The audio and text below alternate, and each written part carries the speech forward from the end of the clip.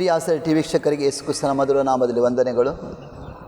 ಪ್ರಿಯರೇ, ಸಂತೋಷದ ಕುಟುಂಬ ಈ ಕಾರ್ಯಕ್ರಮಕ್ಕಾಗಿ ನಿಮ್ಮನ್ನು ಕೂಡ ನಾನು ಸ್ವಾಗತಿಸ್ತಾ ಇದ್ದೇನೆ ಯೇಸು ಕ್ರಿಸ್ತನ ನಾಮದಲ್ಲಿ.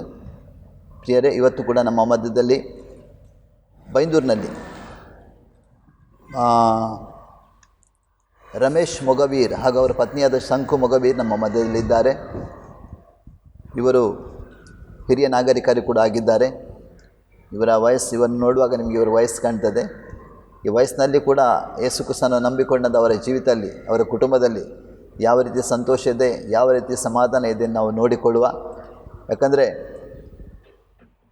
ಎಲ್ಲಿ ಕ್ರಿಸ್ತನಿದ್ದಾನೋ ಅಲ್ಲಿ ಬಿಡುಗಡೆ ಉಂಟು, ಎಲ್ಲಿ ದೇವರ ಆತ್ಮನಿದ್ದಾನೋ ಅಲ್ಲಿ ಬಿಡುಗಡೆ ಉಂಟು ವಾಕ್ಯ ಹೇಳ್ತದೆ. ಆ ಪ್ರಕಾರ ಈ ಕುಟುಂಬದ ವಿಷಯದಲ್ಲಿ ನಾವು ಸ್ವಲ್ಪ ಕೇಳುವ, ಇವರ ಮಾಹಿತಿಯನ್ನು ಕೇಳುವ. ಇವರನ್ನು ಕೂಡ ನಾನು ನಿಮ್ಮ ಮತ್ತು ನಾಸರೆ ಟಿವಿ ಪರವಾಗಿ ಯೇಸು ಕ್ರಿಸ್ತನ ನಾಮದಲ್ಲಿ ಈ ಕಾರ್ಯಕ್ರಮಕ್ಕೆ ಸ್ವಾಗತಿಸ್ತಾ ಇದ್ದೇನೆ. ಅಂಕಲ್, ನಿಮಗಿಬ್ಬರಿಗೂ ಸ್ವಾಗತ ಈ ಕಾರ್ಯಕ್ರಮಕ್ಕೆ. ನೀವು ನಮ್ಮ ಈ ಆಸರೆ ಟಿವಿ ಮಧ್ಯದಲ್ಲಿ ನಮಗೆ ಸಂತೋಷವಾಗಿದೆ. ಯಾಕಂದರೆ ನಿಮ್ಮ ಸಾಕ್ಷಿಯನ್ನು ಎಷ್ಟೋ ಸಾವಿರಾರು ಮಂದಿ ನೋಡ್ತಾ ಇದ್ದಾರೆ. ಪ್ರಪಂಚದಾದ ಈ ಸಾಕ್ಷಿಯನ್ನು ಅವರು ನೋಡ್ತಾ ಇದ್ದಾರೆ. ಯಾಕಂದರೆ ಈ ಪ್ರಾಯದಲ್ಲಿ ನೀವು ನಮ್ಮ ಈ ಆಸರೆ ಟಿವಿ ನಿಮ್ಮ ಸಾಕ್ಷಿಯನ್ನು ಹೇಳೋದು ಇದು ಸಣ್ಣ ಸಂಗತಿ ಅಲ್ಲ. ಇದು ದೇವರ ಚಿತ್ತದ ಪ್ರಕಾರ ನಡೆಯುವಂಥ ಕಾರ್ಯಕ್ರಮವಾಗಿದೆ. ಅಂಕಲ್, ನಿಮ್ಮ ವಯಸ್ಸೆಷ್ಟು ಹೇಳ್ಬೋದಾ? ನಮಗೆ ಈಗ 71 ನಡೀತದೆ. 71 ನಡೀತದೆ. ಹೌದು, 48ರಲ್ಲಿ ಹುಟ್ಟೋದು. 48ರಲ್ಲಿ ಹೌದು. ಅಮ್ಮನ ವಯಸ್ಸು 60 ಜಾಸ್ತಿ ಆಗಿರ್ಬೋದು. ಇಲ್ಲ, ಅವರಿಗೆ ಕರೆಕ್ಟ್ ಟೈಮ್ ಹುಟ್ಟೋದು ಕರೆಕ್ಟ್ 60. ಓಕೆ, ದೇವರಿಗೆ ಸ್ತೋತ್ರ. ಅಂಕಲ್, ನಿಮ್ಮ ಸ್ವಲ್ಪ ಹಿನ್ನೆಲೆ ಹೇಳ್ಬೋದಾ? ಎಲ್ಲಿ ಅವರು ನೀವು? ನಾವು ನಮ್ಮ ಇದು ಕುಂದಾಪುರ ತಾಲೂಕಿನಲ್ಲಿ ಕಮ್ಮದ ಕೋಣೆ ಎಂಬುದು ನಮ್ಮದು ಹುಟ್ಟು ಊರು.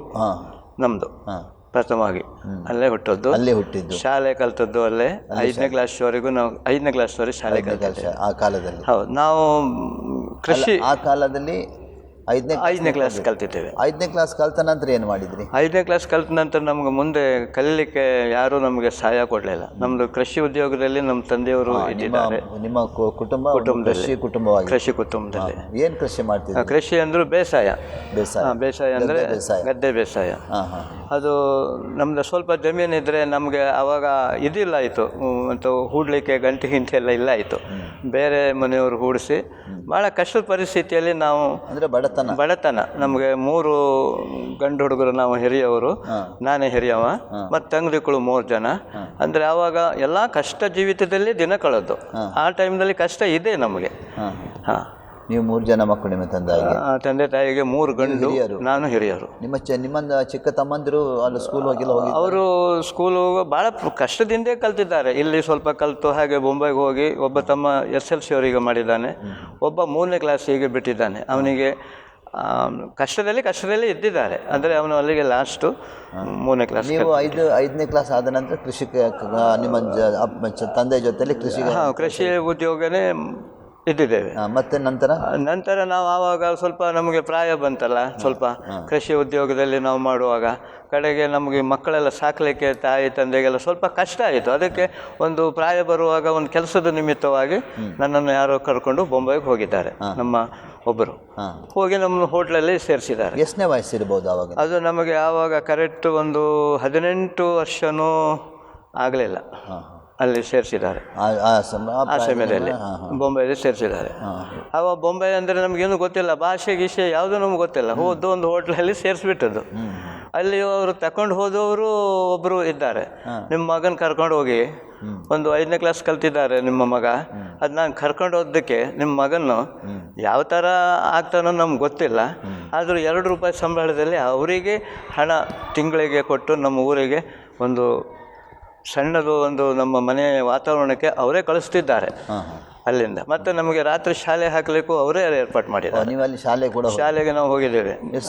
ನಂತರ ನಾವು ರಾತ್ರಿ ಶಾಲೆ. ಅದು ಎಷ್ಟು ಕಲ್ತೀರಿ ಅಲ್ಲಿ? ನಾವು 5ನೇ ಕ್ಲಾಸ್ ಪಾಸ್ ಆಗಿದೆ. ನಮಗೆ ಹೋಗುವಾಗ ಏನಾಗಿದೆ, ಅಲ್ಲಿ ನಮಗೆ 1ನೇ ಕ್ಲಾಸ್ನಲ್ಲಿ ಹಾಯ್ ಕೊಡ್ತಾರೆ ಅವರು. ನಾನು ಇಲ್ಲಿ 5ನೇ ಕ್ಲಾಸ್ನಲ್ಲಿ ಎಲ್ಲ ಕಲ್ತು ಹೋಗಿದ್ದೆಲ್ಲ. ಆವಾಗ ನಾನು 3 ತಿಂಗಳು ನಾನು ಅಲ್ಲಿ ಆ ಶಾಲೆ ಕಲ್ತಿದ್ದೇನೆ. ಅಲ್ಲಿ ನಮಗೆ ಸ್ವಲ್ಪ ಹಿಂದಿ ಮರಾಠಿ ಅದೆಲ್ಲ ಅನುಭವ ಆಗಲಿಕ್ಕೆ ಅದು ನಮಗೆ ಕಾರಣ. ಅಲ್ಲಿ ಎಷ್ಟು ವರ್ಷದ ಮುಂಬೈಲಿದ್ದ? ಮುಂಬೈದಲ್ಲಿ ನಾನು ಸ್ವಲ್ಪ ಸಮಯ ಮುಂಬೈದಲ್ಲಿ, ಅಂದರೆ ಆವಾಗ ಒಂದು 10 ವರ್ಷ ಮೇಲ್ಪಟ್ಟು ನಾನು ಬಾಂಬೆದಲ್ಲಿ ಇದ್ದಿದ್ದೇನೆ. ಕೆಲಸ ಅಲ್ಲಿ ಹೋಟ್ಲಲ್ಲೇ ಕೆಲಸ ಮಾಡ್ತಾರೆ, ಹೋಟ್ಲಲ್ಲೇ ಕೆಲಸ ಮಾಡ್ತಾ ಇದ್ದಾರೆ ನಾವು. ಮತ್ತು ನಂತರ ಏನಾಗಿದೆ ಅಂದರೆ ಸ್ವಲ್ಪ ಸಮಯದ ಮೇಲೆ ನನಗೆ ಒಂದು ಕಷ್ಟ ಆಯಿತು. ಒಂದು ಯಾವುದೋ ಒಂದು ಇದು ಹೊಡೆದು ತುಂಬ ಕಷ್ಟ ಆಗಿದೆ. ಕಾಲನ್ನು ಎತ್ತಿ ಹಿಡಿಲಿಕ್ಕೆ ಸಾಧ್ಯ ಇಲ್ಲ. ಮತ್ತು ನಮ್ಮ ಮನೆಗೆಲ್ಲ ಬಂದು ಊರಿನಲ್ಲಿ ಆವಾಗ ಈ ಫೋನ್ ಎಲ್ಲ ಇರಲಾಯ್ತಾಯಿತ್ತು. ಮೇಲಿಂದ ಟ್ರಂಕ್ ಕಾಲ್ ಮಾಡಿ ನಮ್ಮ ತಮ್ಮ ಬಾಂಬೆದಲ್ಲಿ ಕಲಿತಾ ಇದ್ದಾನೆ, ಮತ್ತೊಬ್ಬ ಊರಿನಲ್ಲಿದ್ದಾನೆ. ಅದು ನಮ್ಮ ಅಣ್ಣ ಉಳಿಯುವುದಿಲ್ಲ, ಅವನು ಸತ್ತೋಗ್ತಾನೆ ಅವನು ಅಂತ ನನಗೆ ಆಪ್ರೇಷನ್ ಮಾಡಲಿಕ್ಕೆ ಒಂದು ಹಾಸ್ಪಿಟ್ಲಲ್ಲಿ ಹೋಗುವಾಗ ಅಲ್ಲಿ ಅವ್ರು ಹೇಳಿದರು, ಇದು ಉಳಿಯೋದಿಲ್ಲ, ಕಾಲೊಂದು ಕಟ್ ಮಾಡಬೇಕು ಅಂತ ಹೇಳಿದರು. ಆವಾಗ ನಮ್ಮ ಮಾವ ಸ್ವಲ್ಪ ಒಳ್ಳೆ ಇದ್ದಿದ್ದಾರೆ, ಅವರು ಹಾಸ್ಪಿಟ್ಲಿಗೆ ಹೊರಗೆ ಕನಿಕರ ಬಂತು. ನನ್ನ ಅಳಿಯನಿಗೆ ಕಾಲು ಕಟ್ ಮಾಡಲಿಕ್ಕೆ ಬಿಡುವುದಿಲ್ಲ, ಅವನು ಸತ್ರು ಹಾಗೆ ಸಾಯಲಿ ಅವನು ಅಂತ ಅವರು ಆ ಹಾಸ್ಪಿಟ್ಲಲ್ಲಿ ಕೆಂಪು ಗೇಟ್ ಹಾಕಿ ತಗೊಂಡು ಮನೆಯಲ್ಲಿ ಹಾಕಿದ್ದೆ ನನ್ನನ್ನು. ಮನೆಗೆ ಹಾಕುವಾಗ ಅಲ್ಲಿ ಸ್ವಲ್ಪ ಕಷ್ಟದಿಂದ ಇದ್ದಾನೆ, ಆದರೂ ನನ್ನನ್ನು ಇದು ಮಾಡ್ತಿದ್ದಾನೆ. ಆವಾಗ ನನ್ನ ಎಲ್ಲ ಇದು ಭಾಳ ಇದಾಗಿದೆ. ಅದ ನಂತರ ಅವನೇ ಮತ್ತೊಂದು ಹಾಸ್ಪಿಟ್ಲಲ್ಲಿ ಸೇರಿಸುವಾಗ ಅಲ್ಲಿ ಸೀದಾ ನೋಡುವಾಗ ನಮ್ಮದೊಂದು ಅಡ್ಡೆಗೆ ಒಂದು ಪೆಟ್ಟಿಲ್ಲ ಆಯಿತು, ಕಡೆಗೆಲ್ಲ ಇದಾಗಿದೆ. ಅದು ಟೆಸ್ಟ್ಮೆಂಟ್ ಮಾಡುವಾಗ 1.5 ವರ್ಷ ಹಾಸ್ಪಿಟ್ಲಲ್ಲಿ ನಾನು ಇಟ್ಟಿದ್ದೇನೆ. 1.5 ವರ್ಷ ಆಸ್ಪತ್ರೆಯಲ್ಲಿ ಇದ್ದೇನೆ. ಹಾಸ್ಪಿಟ್ಲಲ್ಲಿ ಅಂದರೆ ಆ ಇದು ಉಂಟಲ್ಲ, ಚೆನ್ನಾಗಿ ಅದು ಬರಬೇಕು, ನನಗೆ ತೋರ್ತಿತ್ತು, ಇದೆಲ್ಲ ತೋರ್ತಿತ್ತು ನನಗೆ, ಅಷ್ಟು ಇದರಲ್ಲಿ ಇದ್ದಿದೆ. ನಂತರ ಅದ್ರ ಮೇಲೆ ಮಾಂಸ ಎಲ್ಲ ಬಂದು ನಂತರ ನನಗೆ ಊರಿಗೆ ಹೋಗುವ ಒಂದು ಭಾವನೆ ಆಯಿತು. ನನ್ನ ಸಂಬಂಧಿಕರು ನಾವು ನೋಡಬೇಕು, ಸ್ವತೋದ್ರೂ ತೊಂದರೆ ಇಲ್ಲ ಅಂತ ಕಾಲು ಇದರಲ್ಲಿ ನಾನು ಊರಿನಲ್ಲಿ ಬಂದು 1 ವರ್ಷ ನಡೆದೇ ನಾನು ಹಾಗೆ ಇದ್ದಿದ್ದೆ. ನಾನು ಊರಿನಲ್ಲಿ ನಮ್ಮ ಇದರಲ್ಲಿ. ಮತ್ತು ನಿಮ್ಮ ಮದುವೆ ಆದ ನಂತರ ನನಗೆ ಹೊಸ ಜೀವನ ಕೊಟ್ಟಿದ್ದಾರೆ. ಅಲ್ಲ, ನೀವು ಮದುವೆ ನಾನು ಕರೆಕ್ಟು ಒಂದು ತಂಗಿಗೆ ಮದುವೆ ಆದ ನಂತರ ಮದುವೆ ಪ್ರಾಯ ಮಾಡುವಾಗ ನನಗೆ 28 ವರ್ಷ. ನಮ್ಮ ತಂದೆಯವರು ಹೇಳಿದ್ದಾರೆ, ನಿಮಗೆ ಮದುವೆ ಮಾಡಬೇಕು. ನಾನು ಹೇಳಿದ್ದೇನೆ, ನಾನು ಮದುವೆ ಮಾಡಿದ್ರೆ ಮತ್ತೊಬ್ಬ ತಂಗಿ ಇದ್ದಾರಲ್ಲ, ಅದು ಇದ್ದರೆ 2 ತಮ್ಮದಿಗಳಿದ್ದಾರೆ, ಮತ್ತು ನೀವು ಇಲ್ಲ, ನಾವೊಂದು ತಂಗಿ ಬಿಟ್ಟು ನಾವು ಮದುವೆ ಆಗೋದಿಲ್ಲ ಅಂತ ಇವರ ಅಣ್ಣನ್ನು ನಮ್ಮ ತಂಗಿ ಕೊಟ್ಟು ಅವ್ರ ತಂಗಿ ನಾವು ಒಂದು ಮದುವೆ ಮಾಡ್ಕೊಂಡಿದ್ದೀವಿ. 1978ನೇ ಇಸ್ವಿಯಲ್ಲಿ ನಾವು ಮದುವೆ ಆಯಿತು. ಮದುವೆಯಾಗಿ ನಾನು ಬೊಂಬೈಗೆ ಹೋಗಿದ್ದೆ. ಅಂದರೆ ಮನೆಯಲ್ಲಿ ಒಂದು ವಾತಾವರಣ ಕಷ್ಟದ ಪರಿಸ್ಥಿತಿಯಲ್ಲಿ ದುಡಿಮೆಗೆ ನಾವು ಬೊಂಬೈಗೆ ಹೋಗಿದ್ದೆ. 1.5 ವರ್ಷದವರೆಗೆ ಬೊಂಬೈದಲ್ಲಿದ್ದು ಪುನಃ ನಾವು ಬರುವಾಗ ನಮಗೆ ಪ್ರಥಮ ಮಗಳು ಒಬ್ಬಳು ಹುಟ್ಟಳು. ಅವಳು ಕಡೆಗೆ ಸ್ವಲ್ಪ ಕಾಲ ಅಂತ ನಂತರ ಮತ್ತೊಂದು ಹೆಣ್ಣು ಮಗಳು. ನಿಮ್ಮ ಕಾಲು ಸರಿ ಆಯಿತು? ಕಾಲು ಆವಾಗ ನನಗೆ ಒಂದೇ ವೇದನೆ, ನನಗೆ ದುನಿಯಾದಲ್ಲಿ ದೇವರೇ ಇಲ್ಲ. ನನಗೆ ಏನಾಗಿದೆ ಇದು ಕಾಲಿಗೋಸ್ಕರ ಆಸ್ಪತ್ರೆ ಮಾತ್ರ ಹೋದ್ರೆ ಅಲ್ಲಿ ಬೇರೆ ಎಲ್ಲಿ ಹೋಗಿದ್ದೆ? ಹಾಸ್ಪಿಟ್ಲಲ್ಲಿ ಹೋಗಲಿಕ್ಕೆ ಆಪ್ರೇಷನ್ ಮಾಡುವಾಗ ಏನಾಗಿದೆ ಅಂದರೆ ನಾನು ಒಬ್ಬನೇ ಹೋಗಿದ್ದೇನೆ. ಅಲ್ಲಿ ಇವರು ಇದ್ದಾರೆ. ನಾನು ಹೋಗುವಾಗ ಅಲ್ಲಿ ಡಾಕ್ಟ್ರ್ ಹತ್ರ ಹೇಳಿದ್ದೇನೆ, ಈ ಆಪ್ರೇಷನ್ ಮಾಡುವಾಗ ನನ್ನನ್ನು ಅವ್ರು ಹೇಳಿದ್ದಾರೆ, ನನ್ನ ಕಾಲೊಂದು ಕಟ್ ಮಾಡಲಿಕ್ಕೆ ಕೊಡಬೇಡಿ ನೀವು, ನಾವು ನಿಮ್ಮ ಮನೇಲಿ ಏನಾದರೂ ದಾಸನಾಗಿ ಇರ್ತೇನೆ. ಅವರಿಗೆ ಒಂದು ಇದಾಗಿದೆ. ಅದು ಸೆಕೆಂಡ್ ನನಗೆ ಒಂದು ಮೂತ್ರಕ್ಕೆ ಆಪ್ರೇಷನ್ ಆಗುವಾಗ ಆದದ್ದು 2ನೇ. ಅವರು ಕೇಸ್ ಎಲ್ಲ ತಗೊಳ್ಳಿಲ್ಲ, ಬಾಯಿ ಕೊಟ್ಟು ಹೊರಗೆಲ್ಲ ಕುಳಿಸಿದ್ದಾರೆ ಎಲ್ಲರನ್ನು. ನಾನು ಡೈರೆಕ್ಟ್ ತೆಗೆದು ಒಳಗೂ ತಗೊಂಡೋಗಿದ್ದಾರೆ. ಕೂಡಲೇ ಆಪ್ರೇಷನ್ ಸೆಕ್ಸ್ ಆಗುವಾಗ ಅವ್ರು ಹೇಳ್ತಾರೆ, ನೀನು ಒಬ್ಬನೇ ಬಂದಿದ್ವಿ, ನಿಮ್ಮ ಹೆಂಡತಿ ಮಕ್ಕಳೆಲ್ಲ ಬೊಂಬೈದಲ್ಲಿ ಬಿಟ್ಟು ಬಂದಿದ್ವಿ, ನಿನಗೀಗ ಅಕಸ್ಮಾತ್ ಮರಣ ಆಗಿದ್ರೆ ನಾನು ಏನು ಉತ್ತರ ಕೊಡಬೇಕು ಅಂತ ಆ ಕೇಸ್ ಪೇಪರ್ ಎಲ್ಲ ಆವಾಗಲೇ ನಮ್ಮ ಸ್ವಾಮಿ ನೋಡ್ಕೊಂಡಿದ್ನೇನು ಎಲ್ಲ ಠಾರ್ ಮಾಡಿಬಿಟ್ಟಿದ್ದಾರೆ. ನನಗೆ ಯೇಸು ಸ್ವಾಮಿ ಬಗ್ಗೆ ಏನೂ ಆವಾಗ ನಮಗೆ ಗೊತ್ತಿಲ್ಲ. ಅಲ್ಲಿಯ ಜೀವನ ಚರಿತ್ರೆ. ಇದು ಆಪ್ರೇಷನ್ ಎಲ್ಲಿ ಆಗಿತ್ತು? ಆಪ್ರೇಷನ್ ಬೊಂಬೈದಲ್ಲೇ ಆಗಿದೆ. ಕಡೆ ನನ್ನ ಕಾಲು ಸೀದಾ ಆದ್ರ ಮೇಲೆ ನಾನು ನಡಿಲಿಕ್ಕೆಲ್ಲ ಶಕ್ತಿ ಆದ್ರ ಮೇಲೆ ಮದುವೆ ಆದ್ದು. ಇಲ್ಲದೆ ನಾನು ಮದುವೆ ನನಗೆ ಆಗೋದಿಲ್ಲ ಆಯಿತು. ಮದುವೆ ಆಯಿತು. ಈಗ ಒಂದು ಮದುವೆ ಆಗಿ ಕೂಡ 39 ವರ್ಷ ಆಯಿತು. 39 ವರ್ಷ ಮದುವೆ ಆಯಿತು. ಅಷ್ಟರ ನಂತರ ಇದೇ ದೇವರ ವಿಷಯ ನಾನು ಆವಾಗ ಹೇಳಿದ್ದೆ. ಮದುವೆ ಆದ ನಂತರ ಈಗ ನೀವು ನಿಮ್ಮ ಪತ್ನಿಯನ್ನು ಮುಂಬೈ ಕರ್ಕೊಂಡು ಹೋದ್ರ? ಮುಂಬೈದಲ್ಲೇ ನನ್ನ ಮಕ್ಕಳು ಮದುವೆ ಕೂಡ ಅಲ್ಲಿ ಆದದ್ದ? ಮದುವೆ ಊರಲ್ಲೇ ಆದ್ದು. ಹೌದು.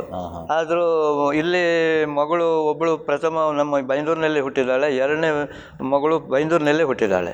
ಆವಾಗ ನಾವು ಕಾಲ ಪರಿಸ್ಥಿತಿಯಲ್ಲಿ ಬೊಂಬೈದಲ್ಲಿ ನೌಕರಿ ಇರುವಾಗ ನಮ್ಮ ಹೆಂಡತಿ ನಾವು ಕರ್ಕೊಂಡೋಗಿ ಅಲ್ಲಿ ಶಾಲೆಗೆ ಹಾಕಿ ಅಲ್ಲಿ 6ನೇ ತರಗತಿಯಲ್ಲಿ ಮಕ್ಕಳನ್ನು ಶಾಲೆಗೆ ನಾವು ಆವಾಗ ಹೇಳಿದ್ನಲ್ಲ, ಕೆಲಸದಲ್ಲಿ ಸಂಬಳ ಕಮ್ಮಿ, ರಾತ್ರಿ ಎಲ್ಲ ಕೆಲಸ ಮಾಡಿ ನಾನು ಅವರಿಗೆ ಊಟ ಕೊಡ್ತಿದ್ದೇನೆ. ಸಣ್ಣ ಜೋಪಡ, ಹೌದು, ಹಗಲು ರಾತ್ರಿ ಜೋಪಡದಲ್ಲಿ ಇದ್ದರೂ ಒಂದು ನೀತಿಯಿಂದ ಶಾಲೆಗೆ ಇವಳು ಮಕ್ಕಳನ್ನು ತಗೊಂಡು ಹೋಗೋದು ಕೈಯಲ್ಲೇ ಹಿಡ್ಕೊಂಡು. ಅಂಥ ಬೊಂಬೈ ಪ್ರದೇಶದಲ್ಲಿ ಭಾಳ ಕಷ್ಟ ಮಾಡಿ, ಮತ್ತು ಹೆಣ್ಮಕ್ಕಳಂತ ನಾವು ಬೊಂಬೆದಲ್ಲಿ ಕಿರಿಮಗಳು ಅಲ್ಲೇ ಹುಟ್ಟಿದ್ದಾಳೆ, ಅದು ನಾವು ಹೆಣ್ಮಕ್ಳಂತ ಆವಾಗ ಯಾರು ನನ್ನ ಗಂಡ ಹೆಂಡತಿ ನಾವು ತಾತ್ಸಾರ ಮಾಡಲಿಲ್ಲ. ಭಾಳ ಕಷ್ಟದಿಂದ ನಾವು ಅವರನ್ನು ಸಾಕಿದ್ದೇವೆ ನಾವು. ಎಷ್ಟು ಜನ ಮಕ್ಕಳು ನಿಮಗೆ? ನಮಗೆ 3 ಹೆಣ್ಣುಮಕ್ಕಳು. 3 ಹೆಣ್ಣುಮಕ್ಕಳು. ಹೌದು. ಮದುವೆ ಆಗಿದ್ದವರಿಗೆ? ಮದುವೆ ಆಗಿದೆ. ನಾವು ಮದುವೆ ಪ್ರಾಯ ಬರುವಾಗ ಮದುವೆ ಆಗಿದೆ. ಅಂದರೆ ನಮಗೆ ರಕ್ಷಣೆ ಬೊಂಬೆದಲ್ಲಿ ಒಬ್ಬ ರಕ್ಷಣೆ. ನೀವು ಅಂದರೆ ಇದೆಲ್ಲ ಕಾರ್ಯಕ್ರಮ ಆಗುವಾಗ ನೀವು ಯೇಸ್ವಾಮಿನ ಹೇಗೆ ಮದುವೆ ಆಗೋದ ಮುಂಚೆನ ಮದುವೆ ಆದ ನಂತರ? ಮದುವೆ ಆದ ನಂತರ ನನ್ನ ಮಗಳನ್ನು ನೀವು ಮದುವೆ ಆದ ಮುಂಚೆನ ಮದುವೆ ಆದ ನಂತರ ನಾವು ಮದುವೆ ಆದ ನಂತರ ಅದು ನಮಗೆ ರಕ್ಷಣೆಗೂ ಗೊತ್ತಿಲ್ಲ, ಅದು ಏನಂತ ನಮಗದು ಸರಿಯಾಗಿ ಗೊತ್ತಿಲ್ಲ. ಓಕೆ. ಅಮ್ಮ, ನೀವು ಯಾವ ಊರಿನವರು? ನಾವು ಇದೇ ಊರಿನವರು. ಬೈಂದೂರಿನವರೇನಾ? ಇಲ್ಲೇ ಹುಟ್ಟಿದವರು. ಇವರು ಕುಂದಾಪುರದಿಂದ ಅಲ್ಲ, ಇದೇ ಗ್ರಾಮ, ಒಂದು 3 ಕಿಲೋಮೀಟರ್ ಹೆಚ್ಚು ಕಡಿಮೆ ಇದೆ. ನಿಮಗೆ 3? ಹೌದು. ನೀವು ಕೂಡ ಎಷ್ಟು ಜನ ಮಕ್ಕಳು? ನಾವು ನಮ್ಮ ತಾಯಿಗೆ 4 ಜನ ಮಕ್ಕಳು. ಅದರಲ್ಲಿ ನೀವು 2 ಹುಡುಗಿಯವರು, 2 ಹುಡುಗರು. ನೀವು ಎಷ್ಟನೇವರು? ನಾವು 3ನೇವಳು. ನೀವು 3ನೇವರು. ನನ್ನ ಹಿಂದೊಬ್ಬ ತಮ್ಮ, ಮುಂದೆ ಒಬ್ಬ ಅಣ್ಣ, ಅಕ್ಕ, ಮತ್ತೆ ತಂದೆ. ತಾಯಿ ಇದ್ದಾರೆ? ತಾಯಿ ಇಲ್ಲ, ಈಗ ಇಲ್ಲ. ತಂದೆನೂ ಇಲ್ಲ. ತಂದೆನೂ ಇಲ್ಲ. ನಿಮ್ಮ ಯಾವ ಕುಟುಂಬದಿಂದ ಯೇಸುಸ್ವಾಮಿ ಕಂಡುಕೊಂಡದ್ದು ನೀವು? ನಾವು ಯೇಸುಸ್ವಾಮಿ ಕಂಡುಕೊಂಡಿದ್ದು ಈಗ ಒಂದು 12-15 ವರ್ಷ ಈಚೆಗೆ. ಅಂದರೆ ನೀವು ವಿದ್ಯಾಭ್ಯಾಸ ಮಾಡಿದ್ದೀರಾ? ಇಲ್ಲ. ಏನು ವಿದ್ಯಾಭ್ಯಾಸಕ್ಕೆ ನಾವು ತುಂಬ ಬಡತನ, ಅಂದರೆ ದೊಡ್ಡ ಮನೆಯಲ್ಲಿ ಹುಟ್ಟಿದವರು. ಆದರೆ ಮನೆಯೆಲ್ಲ ಏನೋ ಆಗಿ ಏನೋ ಇದು ನಮ್ಮ ತಾಯಿ ಹೊರಗಡೆ ಬಂದು ಗಂಡ ಬಿಟ್ಟು ಹೋಗಿ, ಅವರು ನಮ್ಮ ತಂದೆ ಬ್ಯಾಂಕಿನಲ್ಲಿ ನೌಕರಿ ಮಾಡಿದ್ರು ಬೊಂಬೆಯಲ್ಲಿ. ನಮ್ಮ ತಾಯಿ ಊರಲ್ಲಿ ಬಿಟ್ಟು ಹೋಗಿ, ಆಗ ಸಣ್ಣ ಮಕ್ಕಳನ್ನೆಲ್ಲ ಮದುವೆ ಮಾಡೋದಂತೆ. ನಮ್ಮ ತಾಯಿ ಮದುವೆ ಆಗುವಾಗ 9 ವರ್ಷದ ಹುಡುಗಿನ ಮದುವೆ ಮಾಡಿದ್ರು. ಆಗ ನನ್ನ ತಾಯಿನ ಊರಲ್ಲಿ ಬಿಟ್ಟು ಹೋಗಿ ಅವ್ರು ಬಾಂಬೆ. ತಾಯಿ ಮದುವೆ 9 ವರ್ಷದ ಮಗುವಿನ ಮದುವೆ ಮಾಡಿದಂತೆ ಆ ಕಾಲದಲ್ಲಿ. ಆಗ ಅವರು ಬಾಂಬೆ ಹೋದಾಗ ಅವರಲ್ಲಿ ಒಬ್ರು ಗೋವಾ ಕ್ರಿಶ್ಚಿಯನ್ನ ಮದುವೆ ಆಗಿ ಅಲ್ಲಿ ಅವರ ಸಂಸಾರ ಹೂಡಿದ್ದಾರೆ, ನಿಮ್ಮ ತಂದೆ. ಮತ್ತೆ ಅವ್ರು ಆಗಾಗ ಊರಿಗೆ ಬರುವುದು, ಬಂದಾಗ ಒಂದೊಂದು 4 ಜನ ಮಕ್ಕಳು ಹುಟ್ಟಿದ್ರು. ನಾವು ನಮ್ಗೆ ಏನಿಲ್ಲ, ವಿದ್ಯೆ ಇಲ್ಲ, ಅಭ್ಯಾಸ ಇಲ್ಲ, 4 ಜನರಿಗೆ ಏನೂ ಇಲ್ಲ. ನನ್ನ ತಾಯಿ ಮೀನು ವ್ಯಾಪಾರ ಮಾಡಿ ನಮಗೆ ಜೀವನ ಸಾಗಿಸಿದ್ರು. ನಿಮ್ಮ ತಾಯಿ ಮೀನು ವ್ಯಾಪಾರ ಮಾಡಿ ಜೀವನ ಸಾಗಿದ್ರು. ನೀವೇನು ಮಾಡ್ತೀರಮ್ಮ ಆವಾಗ ಆ ಟೈಮ್ನಲ್ಲಿ? ನಾವು ಸಣ್ಣ ಮಕ್ಕಳು, 4 ವರ್ಷ 5 ವರ್ಷ ಹಿಂಗಿನವರು. 6-7 ವರ್ಷ ಆದಮೇಲೆ ಒಬ್ಬರು ಮಕ್ಕಳೆಲ್ಲದೇವ್ರು, ನಾನು ಊಟಕ್ಕಿಲ್ಲ ದುಃಖ ಪಡುವಾಗ ಅವ್ರು ತಗೊಂಡು ಹೋದ್ರು ನಿಮ್ಮನ್ನು. ಎಲ್ಲಿಗೆ? ಅಲ್ಲೇ ನಮ್ಮ ಮನೆ ಹತ್ತಿರದವ್ರು. ನಮ್ಗೆ ಇರ್ಲಿಕ್ಕೆ ಮನೆ ಇಲ್ಲ, ಏನು ಸಹ ಇಲ್ಲ. ಅವ್ರದ್ದು ಮನೆಯಲ್ಲ ಒಂದು ಸ್ವಲ್ಪ ಜಾಗ ಕೊಟ್ಟು ನಮ್ಮ ತಾಯಿನ ನಾವೆಲ್ಲ ಇಲ್ಲಿ ರಕ್ಷಣೆ ಮಾಡಿದ್ರು. ಅಂದ್ರೆ ನಾವು ಎಲ್ಲೂ ಹೋಗಬಾರ್ದು ಅಂತ ಒಳ್ಳೆಯವರು. ಅವ್ರಿಗೆ ಮಕ್ಕಳಿಲ್ಲ, ಗಂಡ ಹೆಂಡತಿ ಇಬ್ಬರು ಸಾಕಿದ್ದಾರೆ ನಮ್ಮನ್ನು. ಸಾಕಿ ಅವರೇ ನನ್ನನ್ನು ಶಾಲೆಗೆಲ್ಲ ಹಾಕಿದ್ದಾರೆ. ಶಾಲೆ ನನ್ನ ಕೂದಲು ಉದ್ದುದ್ದ ಇತ್ತು, ಅವ್ರು ಬೇಂಚಿ ಕಟ್ಟಾಕಿ ನನ್ನ ಹೊಡಿತಿದ್ರು ಮಾಸ್ಟ್ರ್ ಒಬ್ರು. ಅದಕ್ಕೆ ನಾನು ಹೇಳಿದೆ, ನಾನೇನು ಶಾಲೆ ಹೋಗೋದಿಲ್ಲ. ಮತ್ತೇನು ಮಾಡ್ತೀಯ, ನಾನು ದನ ಕಾಯ್ತೇನೆ. ನಾನು ದನ ಕಾದಿದ್ದೆ. ದನ ಕರು ಅಂದರೆ ತುಂಬ ಪ್ರೀತಿ ನನಗೆ. ನಾನು ದನ ಕರು ಕಾದಿದ್ದೆ. ಅವ್ರು ಹಿಡ್ದಿಲ್ಲ, ಸ್ವಲ್ಪ ಆದ್ರೂ ಹೋಗಿ ನೀನು, ನನ್ನ ಹತ್ರ ಆದಷ್ಟು ನಾನು ನಿನ್ನ ಮಾಡ್ತೇನೆ, ಹೋಗಿ ನಾ ಮಾಸ್ಟರ್ಗೆಲ್ಲ ಹೇಳ್ತೇನೆ. ಅವ್ರು ಬಂದು ಶಾಲೆಯಲ್ಲೆಲ್ಲ ಹೇಳಿದ್ರು, ಆದರೂ ತುಂಬ ಹೊಡೆಯೋದು ನನಗೆ. ಯಾಕೆಂದ್ರೆ ನಾನು ಏನು ಓದಕ್ಕೆ ಬರೋದಿಲ್ಲ, ನನಗೆ ವರ್ಷ ಆಯ್ತು ನನಗೆ 5-6-7 ವರ್ಷಕ್ಕೆ 1ನೇ ಕ್ಲಾಸಿಗೆ ಹಾಕಿದ್ರು, ಏನು ಕೂಡ ಇಲ್ಲ ನಾನು. ಆಗ ಅವ್ರು ಹೇಳಿದ್ರು, ಬೇಡ ಮತ್ತೆ ಅವಳು ಶಾಲೆಗೆಲ್ಲ ಬರೋದಿಲ್ಲ. ಅವ್ರಿಗೆ ಮಕ್ಕಳೆಲ್ಲ ಕನಿಕರ ಬಂತಲ್ಲ, ಅವರು ಮತ್ತೆ ಬಿಟ್ಟಿದ್ರು. ಆಗ ಅವರು ತಂದೆ ತಾಯಿ ಪ್ರೀತಿಯಿಂದ ನನ್ನನ್ನು ಒಳ್ಳೆ ನೋಡ್ಕೊಂಡಿದ್ದಾರೆ. ಅವರೇ ದೊಡ್ಡವಳು ಮಾಡಿ, ಅವರೇ ಮದುವೆ ಮಾಡಿದ್ರು, ಎಲ್ಲ ಮಾಡಿದ್ದಾರೆ. ಸ್ವಲ್ಪ ಜಾಗ ಕೂಡ ಕೊಟ್ಟಿದ್ದಾರೆ ನನಗೆ. ಇವರನ್ನೆಲ್ಲ ನೋಡಿ ಮದುವೆ ಮಾಡಿಸಿದ್ರು, ಎಲ್ಲ ಅವರೇ ಮದುವೆ ಖರ್ಚು ಎಲ್ಲ ಮಾಡಿದ್ದಾರೆ. ಮಾಡಿದ ಮೇಲೆ ಅದೇ 3 ಜನ ಹೆಣ್ಮಕ್ಳು ನಮ್ಮದು. ಇವಾಗ ಹೆಣ್ಮಕ್ಳಾದ್ಮೇಲೆ ದೊಡ್ಡ ಮಗಳದ್ದು ಗಂಡ ಅವ ರಕ್ಷಣೆ ಹೊಂದಿದ ಹುಡುಗ, ಕಾರ್ಕಳ್ದವ. ಅಲ್ಲ, ಈಗ ಅವರೇ ಮದುವೆ ಮಾಡಿ ಕೊಟ್ರಿ. ಅವರೇ ಮದುವೆ ಮಾಡಿದ್ಮೇಲೆ ಅವರು ಮದುವೆ ಆದ ನಂತರ ಇವರ ಜೊತೆ ಮದುವೆ ಆದ್ರಲ್ಲ, ಇವರ ಜೊತೆ ಬೊಂಬೈಗೆ ಹೋದ್ರ ನೀವು? ಅದು ಬಾಂಬೆ 2 ಮಕ್ಕಳೆಲ್ಲ ಹುಟ್ಟಿದ ಮೇಲೆ ಬಾಂಬೆ ಹೋದೆ. ಇವರಿಗೇನು ಅಭ್ಯಾಸ ಕುಡಿಯುವಂಥದ್ದು ಉಂಟು, ಎಲ್ಲ ಉಂಟು. ಏನೆಲ್ಲ ಮಾಡ್ತಿದ್ರು? ಕುಡಿತಿದ್ರು, ಇಸ್ಪೀಟ್ ಆಡ್ತಿದ್ರು, ಓಸೆ ಆಡ್ತಿದ್ರು, ಎಲ್ಲ ಉಂಟು. ಇವರು ನಿಮಗೆ ಕುಡಿದು ಬಂದು ಹೊಡಿತಿದ್ರು? ಇಲ್ಲ, ಹೊಡೆಯುವುದಿಲ್ಲ. ಮುಂಬೈಯಲ್ಲಿ? ಇಲ್ಲ, ಹೊಡೆಯುವುದಿಲ್ಲ. ಖಾಲಿ ಕುಡಿದು ಬಂದರೆ ಸುಮ್ಮನೆ, ಅವ್ರು ಏನು ಕೆಲಸ ಮಾಡೋದಿಲ್ಲ. ಎಂಥವ್ರು ಡ್ಯೂಟಿಗೆ ಹೋದ್ರೆ, ಇಲ್ಲಾಂದ್ರೆ ಇಲ್ಲ. ಮನೇಲಿ ಏನು ಬಡತನ ಅಂದರೆ ಸಾಮಾನು ತಂದು ಹಾಕೋದು, ಬಾಡಿಗೆ ಮನೆ, 3 ಜನ ಮಕ್ಕಳು ಶಾಲೆ ಹೋಗೋದು. ಆವಾಗಲೂ ಸ್ವಲ್ಪ ತುಂಬ ಕಷ್ಟದಲ್ಲೇ. ಕುಡಿತಿದ್ರ? ಇಲ್ಲ, ಸ್ವಲ್ಪ ಕುಡಿದು ಬರ್ತಿದ್ರು, ಹೊಡೆಯೋದೆಲ್ಲ ಇಲ್ಲ. ಎಂತ ಹೇಳಿದ್ರು ಕೇರ್ಫುಲ್, ಏನು ತಗೊಳ್ಳೋದಿಲ್ಲ. ಹಿಂಗೆ ಹಾಂ. ಆಗ ನಾವು ಹೆಂಗೋ ಜೀವನ ದೇವ್ರು ಸಾಕ್ಸಿದ್ದ ನಮ್ಮನ್ನು. ಎಷ್ಟು ವರ್ಷ ಮುಂಬೈಲಿದ್ರಿ? ನಾನು ಸುಮಾರು ಒಂದು 9 ವರ್ಷ 10 ವರ್ಷ. 10 ವರ್ಷ ಇದ್ರಿ ಅಲ್ಲ? ಬಾಡಿಗೆ ಮನೆಯಲ್ಲೇ. ಮತ್ತೆ ಅಲ್ಲೇ ಮಕ್ಕಳು. ನೀವು ಏನಾದರೂ ಕೆಲಸ ಮಾಡ್ತಿದ್ರಾ? ಕೆಲಸಕ್ಕೆ ಏನಾದ್ರು ಹೋಗ್ತಿದ್ರಾ? ಅಲ್ಲಿ ಮನೆ ಕೆಲಸಕ್ಕೆ ಹೋಗುದಿಲ್ಲ ಗೀತಾ.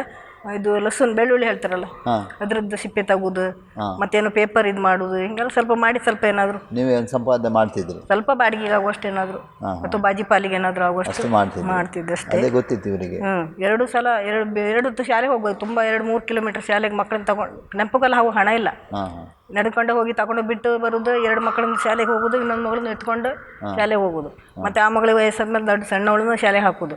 ಹಾಗೆಲ್ಲ ಮಾಡಿ ಸ್ವಲ್ಪ ಮನೇಲಿ ಬಂದು ಮನೆ ಕೆಲಸ ಮಾಡಿ ಸ್ವಲ್ಪ ಕೆಲಸನೂ ಮಾಡಿ ಜೀವನ ಸಾಕ್ಷಿ ಏನೋ ಮಾಡಿ, ಮತ್ತು ಬಾಡಿಗೆ ಮನೆ ಎಲ್ಲ ಕಷ್ಟ ಆಯಿತು. ಮತ್ತು ಬಾಬ್ರಿ ಮಸೀದಿ ಗಲಾಟೆಯಲ್ಲಿ ನಾವು ಊರು ಬಂದು ಸೇರಿಕೊಂಡು. ಮಕ್ಕಳು ಕಲ್ತಿದ್ದಾರೆ ನಿಮ್ಮ ಮಕ್ಕಳು?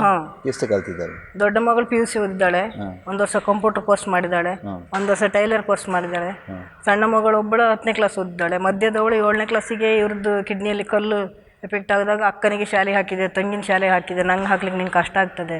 ನಾನು ಹೇಳಿದೆ ಏನಾದರೂ ಮಾಡಿ ನಿನಗೆ ಕಲಿಸ್ತೇನೆ. ಅಕ್ಕನಿಗೆ ಜಾಸ್ತಿ ಕಲಿಸಿದ ಮೇಲೆ ನಿಮಗೆ ಕಡಿಮೆ ಕಲಿಸಿದ್ರೆ ನೀವು ಮತ್ತೆ ನಾನು ಹೇಳ್ಬೋದಲ್ಲ, ನನ್ನನ್ನು ಕೆಲಸಕ್ಕೆ ಹಾಕಿದ್ದಾಳೆ, ನಂಗೆ ಶಾಲೆಗೆ ಹಾಕಲಿಲ್ಲ ನನ್ನ ತಂದೆ ತಾಯಿ ಅಂತ ಹೇಳ್ಬೋದಲ್ಲ, ಭೇದ ಮಾಡಬಾರ್ದು, ನೀನು ಹೋಗಿ ಶಾಲೆಗೆ ಅಂತ. ಇಲ್ಲ ತುಂಬ ಕಷ್ಟ ಮನೆಯಲ್ಲಿ, ನಾನು ಶಾಲೆ ಹೋಗೋದಿಲ್ಲ, ಏನಂದ್ರೆ ಕೆಲಸ ಮಾಡ್ತೇನೆ. ನಾನು ಹೇಳಿ, ನೀ 12 ವರ್ಷ ಮಗು, ನೀನು ಯಾರು ಕೆಲಸಕ್ಕೆ ಇಟ್ಕೊಳ್ತಾರೆ, ನೀ ಏನು ಕೆಲಸ ಮಾಡ್ತೀಯ, ನೀ ಚಿಕ್ಕ ಮಗುವಿಂದ ಕೆಲಸ ಮಾಡಿದೆ, ನಾನು ಮಾಡ್ತೇನೆ ಅಂತ ಹೇಳಿದ್ಲು. ಈಗ ಇದ್ಲು, ನಾಳೆ ಬರ್ಬೋದು ಸಾಕ್ಷಿಗೆ. ಈಗ 7ನೇ ಕ್ಲಾಸ್ನಲ್ಲಿ ನಿಲ್ಲಿಸಿಬಿಟ್ಟು? ನಿಲ್ಲಿಸಿಬಿಟ್ಟಿದ್ಲು. ಬಿಟ್ಟು ಗೇರ್ ಫ್ಯಾಕ್ಟ್ರಿ ಕೆಲಸಕ್ಕೆ ಹೋಗಿದ್ಲು, ಇಲ್ಲಿ ಪಕ್ಕದಲ್ಲಿ. ಈಗ ಅದನ್ನೇ ಮಾಡ್ತಾ ಇದ್ದಾರೆ? ಇಲ್ಲ, ಈಗ ಮದುವೆ ಹಾಗೆ ಮಕ್ಕಳನ್ನ ಸಾಕು, ಸೇವೆ ಮಾಡೋದು, ದೇವ್ರ ಸೇವೆ ಮಾಡೋದು. ಈಗ ಮತ್ತೆ ಅವ್ರು ಕೆಲಸಕ್ಕೆ ಹೋದ್ಮೇಲೆ ಸ್ವಲ್ಪ ನನಗೆ ಆಧಾರ ಆಯಿತು. ಮತ್ತು ಈ ದೊಡ್ಡ ಮಗಳಿಗೆ ಒಂದು PUC ಆಯಿತು, ಟೀಚರ್ಸಿಗಂತ ಹಾಕಿ ಎಲ್ಲ ಅವರು ಹಣ ಕೊಡಬೇಕು ಎಲ್ಲ ಕಡೆಯಲ್ಲಿ. ತುಂಬ ಮಾರ್ಕ್ ಉಂಟು ಅವಳಿಗೆ. SLCಯಲ್ಲಿ ಒಳ್ಳೆ ಮಾರ್ಕ್ ತೊಗೊಂಡಿದ್ದಾಳೆ, ಮತ್ತು PUCಯಲ್ಲೂ ಕೂಡ ಒಳ್ಳೆ ಮಾರ್ಕ್ ತೊಗೊಂಡಿದ್ದಾಳೆ. ಆದರೆ ಹೌದು, SLCಯಲ್ಲಿ 80% ಏನೋ ತೊಗೊಂಡಿದ್ದಾಳೆ. ಆದರೆ ನಾವು ಮಂಗಳೂರಲ್ಲಿ ಬಂದಿದ್ದೆ, ಅವಳಿಗೆ ಹೋಗಿ ನಾವು ನೋಡುವಾಗ ಅವರು ನಮ್ಮ ಸೀಟನ್ನು ಬೇರೆಯವ್ರಿಗೆ ಇದು ಮಾಡಿದ್ದಾರೆ. ಕೌನ್ಸಿಲಿಂಗ್ ಮಾಡುವ ಯಾರೂ ಇಲ್ಲ ನಮ್ಮದು. ಮತ್ತು ಸುಳ್ಳು ಹೇಳಿದ್ದಾರೆ, ಬೊಂಬೆಯಲ್ಲಿ ಕಲ್ತಿದ್ದೆ ರೂಲಲ್ಲಿ ಇತ್ತು ಇವಾಗ. ಅದಕ್ಕಾಗಿ ಅವಳದ್ದು 6 ವರ್ಷದಲ್ಲಿ 6 ವರ್ಷ ಇಲ್ಲ ಆಯಿತು. 7 ವರ್ಷ ಒಂದೇ ಕಡೆಯಲ್ಲಿ ಕಲ್ತಿದ್ರೆ ಕೊಡ್ತಿದ್ದು ನಾವು. ಏನೆಲ್ಲ ಹೇಳಿದೆ, ನಮ್ಮ ಹತ್ರ ಮಾತಾಡೋರು ಯಾರೂ ಇಲ್ಲ, ನಮ್ಮನ್ನು ಕೇಳೋರಿಲ್ಲ. ನಾವು ಸ್ವಲ್ಪ ಏನಾದರೂ ಯಾರಿಗಾರು ಕೊಟ್ಟು ಮುಂದಾಗಿ ಇಂಪ್ಲುಯೆನ್ಸ್ ಇಲ್ಲ ನನಗೆ. ಆಯ್ತಾ, ಕೆಲಸನೂ ಹೋಯ್ತು ಅವಳಿಗೆ. ತುಂಬ ದುಃಖಪಟ್ಟು ಕೆಲಸ ಆಗಿತ್ತು. ಟೀಚರ್ ಕೆಲಸ. ಆವಾಗ ರೂಲ್ಸ್ ತೆಗೆದಿದ್ದಾರೆ, 6 ವರ್ಷ ಒಂದೇ ಊರಲ್ಲಿ 7 ವರ್ಷ ಕಲಿಬೇಕು ಇಲ್ಲ ಅಂತ. ಅದು ಒಂದೇ ಊರಿನಲ್ಲಿ ಕಲಿಬೇಕಂತ ಮಾಡಿದ್ದಾರೆ. 7 ವರ್ಷ ಒಂದು ಊರಲ್ಲಿ ಆಗಿದೆ. ಮದುವೆ ಆದ ನಂತರ ಅವರಿಗೆ ರೂಲ್ ತೆಗೆದು ಹಾಕಿದ್ದಾರೆ ಕೆಲಸ. ಆಮೇಲೆ ನಾವೇನು ಮಾಡಿದ್ದು, ಕೆಲಸ ಇದು ಶಾಲೆಗೆ ಹಿಂಗಾಯ್ತು. ನಮ್ಮ ಬಡತನ, ನಮ್ಗೊಂದು ಜಾಬ್ ಆಗ್ತಿತ್ತೇನೋ, ನಮ್ಮ ಇಷ್ಟು ಅಮ್ಮ ಕಷ್ಟಪಟ್ಟ ಅಮ್ಮ ಅಪ್ಪ ನಮ್ಗೆ ಕಲಿಸಿದ್ದಾರೆ ಅಂತವಳಿ ದುಃಖಪಟ್ಟು ಇಷ್ಟು ಸಪೂರಾಗಿದ್ದಾಳೆ. ಮತ್ತು ಯಾರೊಬ್ಬರು ಬಂದು ಕೇಳಿದ್ದಾರೆ, ನೀನು ಮಗಳಿಗೆ ಮದುವೆ ಮಾಡ್ತೀಯಾ? ನಾಳೆ ಈಗ PUC ಮುಗ್ದಿದ್ದಷ್ಟೇ, ಇನ್ನು ಹಿಂದೆ ಒಬ್ಬರೊಬ್ಬರು ಬರ್ತಾರೆ, ಒಬ್ಳಿಗೆ ಅದ್ರ ಮದುವೆ ಮಾಡೋಕೆ ನಮ್ಮ ಕೈಯಲ್ಲೇನಿಲ್ಲ, ನಾ ಭಾಳ ಹಣ ಎಲ್ಲ ಕೊಡೋಕ್ಕಾಗೋದಿಲ್ಲ ನನ್ನ ಹತ್ರ. ಆಯಿತು, ಮದುವೆ ಮಾಡ್ತೇನೆ, ಯಾರಿದ್ದಾರೆ ಅಂತ ಕೇಳಿ. ಅವರು ನನ್ನ ತಮ್ಮನ ಫ್ರೆಂಡ್ ಒಬ್ಬ ಬೊಂಬೈಯಲ್ಲಿದ್ದಾನೆ, ಇಲ್ಲೇ ಕಾರ್ಕಳದವ, ನಿಮ್ಮ ಮೀನು ಮಾರು ಜಾತಿಯವನೇ ಅವ ಅಂತ ಹೇಳಿದ್ರು. ಆಯ್ತು ಅಂತ ಹೇಳಿದೆ ನಾನು. ಮಾತ್ರ ಒಂದು ಕೆಲಸ, ಅವರು ಇದು ಮಾಡೋದು, ದೇವ್ರನ್ನ ನಂಬೋದು. ಕ್ರಿಶ್ಚಿಯನ್ ಹುಡುಗನ ಕೇಳಿದೆ, ಎಲ್ಲ ಕ್ರಿಶ್ಚಿಯನ್ ಅಲ್ಲ. ಆವಾಗ ನೀವು ಯೇಸುಸ್ವಾಮಿನ ಕಂಡುಕೊಳ್ಳಲಿಲ್ಲ. ಈಗ ನೀವು ಹೀಗೆ ಯೇಸುಸ್ವಾಮಿನ ಅದೇ ಈಗ ಹೇಳ್ತೇನೆ ನಾನು. ಈ ಮಗಳು ದೊಡ್ಡ ಮಗಳ ಮದುವೆ ಮಾಡುವಷ್ಟೊತ್ತಿಗೆ ನಾವು ಅವನೇ ದೊಡ್ಡ ಮಗಳ ಗಂಡನೇ ನಮಗೆ ಸುವಾರ್ತೆ ಮಾಡಿದ್ದು. ಅವನ ಹೆಸರು ಶೇಖರ್. ಮತ್ತೆ ಹೇಳಿದ ನೋಡು, ಆ ಹುಡುಗ ಬರಲಿ, ಹುಡುಗಿನ ಕೇಳುವ, ಹುಡುಗಿಗೆ ಒಪ್ಪಿಗೆ ಇದ್ರೆ ಮಾಡುವ, ಅವಳು ಬೇಕಾದ್ರೆ ದೇವ್ರನ್ನ ನಂಬಲಿ. ಕ್ರಿಶ್ಚಿಯನ್ ಜಾತಿ ಹುಡುಗನ ಕೇಳಿದೆ, ಅಲ್ಲ ನಿಮ್ಮವನೇ ಅವನು, ದೇವ್ರನ್ನ ನಂಬೋದಷ್ಟೇ, ನನ್ನ ತಮ್ಮನೂ ಕೂಡ ನಂಬ್ತಾನೆ, ಅವ್ರು ದೇವಡಿಗರು ಹಾಗೆ ಹೇಳಿದರು. ಆದರೆ ನಮಗೆ ಮೂಢನಂಬಿಕೆ ಅಲ್ಲ, ನಮ್ಗೆ ಈಗಲೂ ನಾವೀಗ ಸುವಾರ್ತೆ ಹೋದಾಗ ನಮ್ಗೆ ಹೇಳ್ತಾರೆ ಅಲ್ಲ, ಕ್ರಿಶ್ಚಿಯನ್ ಜಾತಿ ಸೇರಂತೀಯ ನೀನು ಅಂದ್ಕೊಂಡು. ಹಾಗೆ ನಾವು ಹೇಳಿದ್ದು, ನೋಡು ಬರಲಿ. ಮತ್ತು ಹುಡುಗನ ಕರೆಸಿದ್ದಾರೆ ಅವರು. ಹುಡುಗನ ಕರೆಸಿ ಸ್ವಲ್ಪ ನೋಡು ಒಳ್ಳೆ ಇದ್ದಾಳೆ ಅವಳು. ನೋಡಿದಾಗ ಹುಡುಗಿನ ಒಪ್ಪಿದವ. ಅವನಿಗೆ ಬೇಕಿತ್ತು ಬಡತನ, ಶ್ರೀಮಂತರಿಗೆ ಹೇಳಿದ ಕೇಳೋದಿಲ್ಲಲ್ಲ ದೇವ್ರ ವಾಕ್ಯನ. ಅವ ಬಂದು ನೋಡಿದಾಗ ಅವಳನ್ನ ಕೇಳಿದ, ನೋಡಿ ನಿಂದು PUC ಆಗಿದೆ, ಕಂಪ್ಯೂಟರ್ ಆಗಿದೆ, ನಿಂಗೆ ಏನಾದ್ರು ಜಾಬ್ ಆಗ್ಬೋದು. ನಾನು ಮಾತ್ರ PUC ಸೆಕೆಂಡ್ ಇಯರ್ ಹೋಗಿದೆ, ನಾನು ಬಾಂಬೆಯಲ್ಲಿ ಕಲಿತು, ನಂಗೆ ಜಾಬ್ ಆಗೋದಿಲ್ಲ, ನಿಂಗೆ ಗೌರ್ಮೆಂಟ್ ಜಾಬೆಲ್ಲ ಆಸೆ ಇಲ್ಲ, ನನಗಾಗೋದಿಲ್ಲ.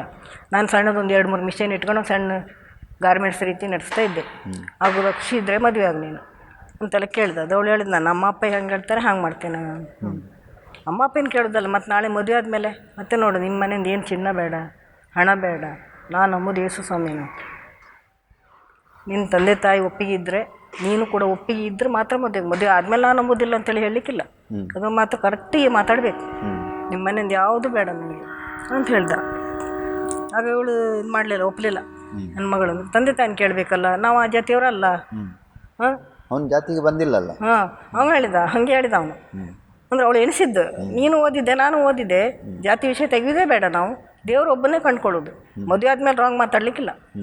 ಹಾಗಿದ್ರೆ ಮಾತ್ರ ತೀರ್ಮಾನ ತೆಗೆದು ನಾಳೆ ಬೆಳಿಗ್ಗೆ ಹೇಳಬೇಕು ನನಗೆ ಅಂತ ಹೇಳಿದೆ. ಇವ್ರು ಇರಲಿಲ್ಲ ಮನೆಯಲ್ಲಿ.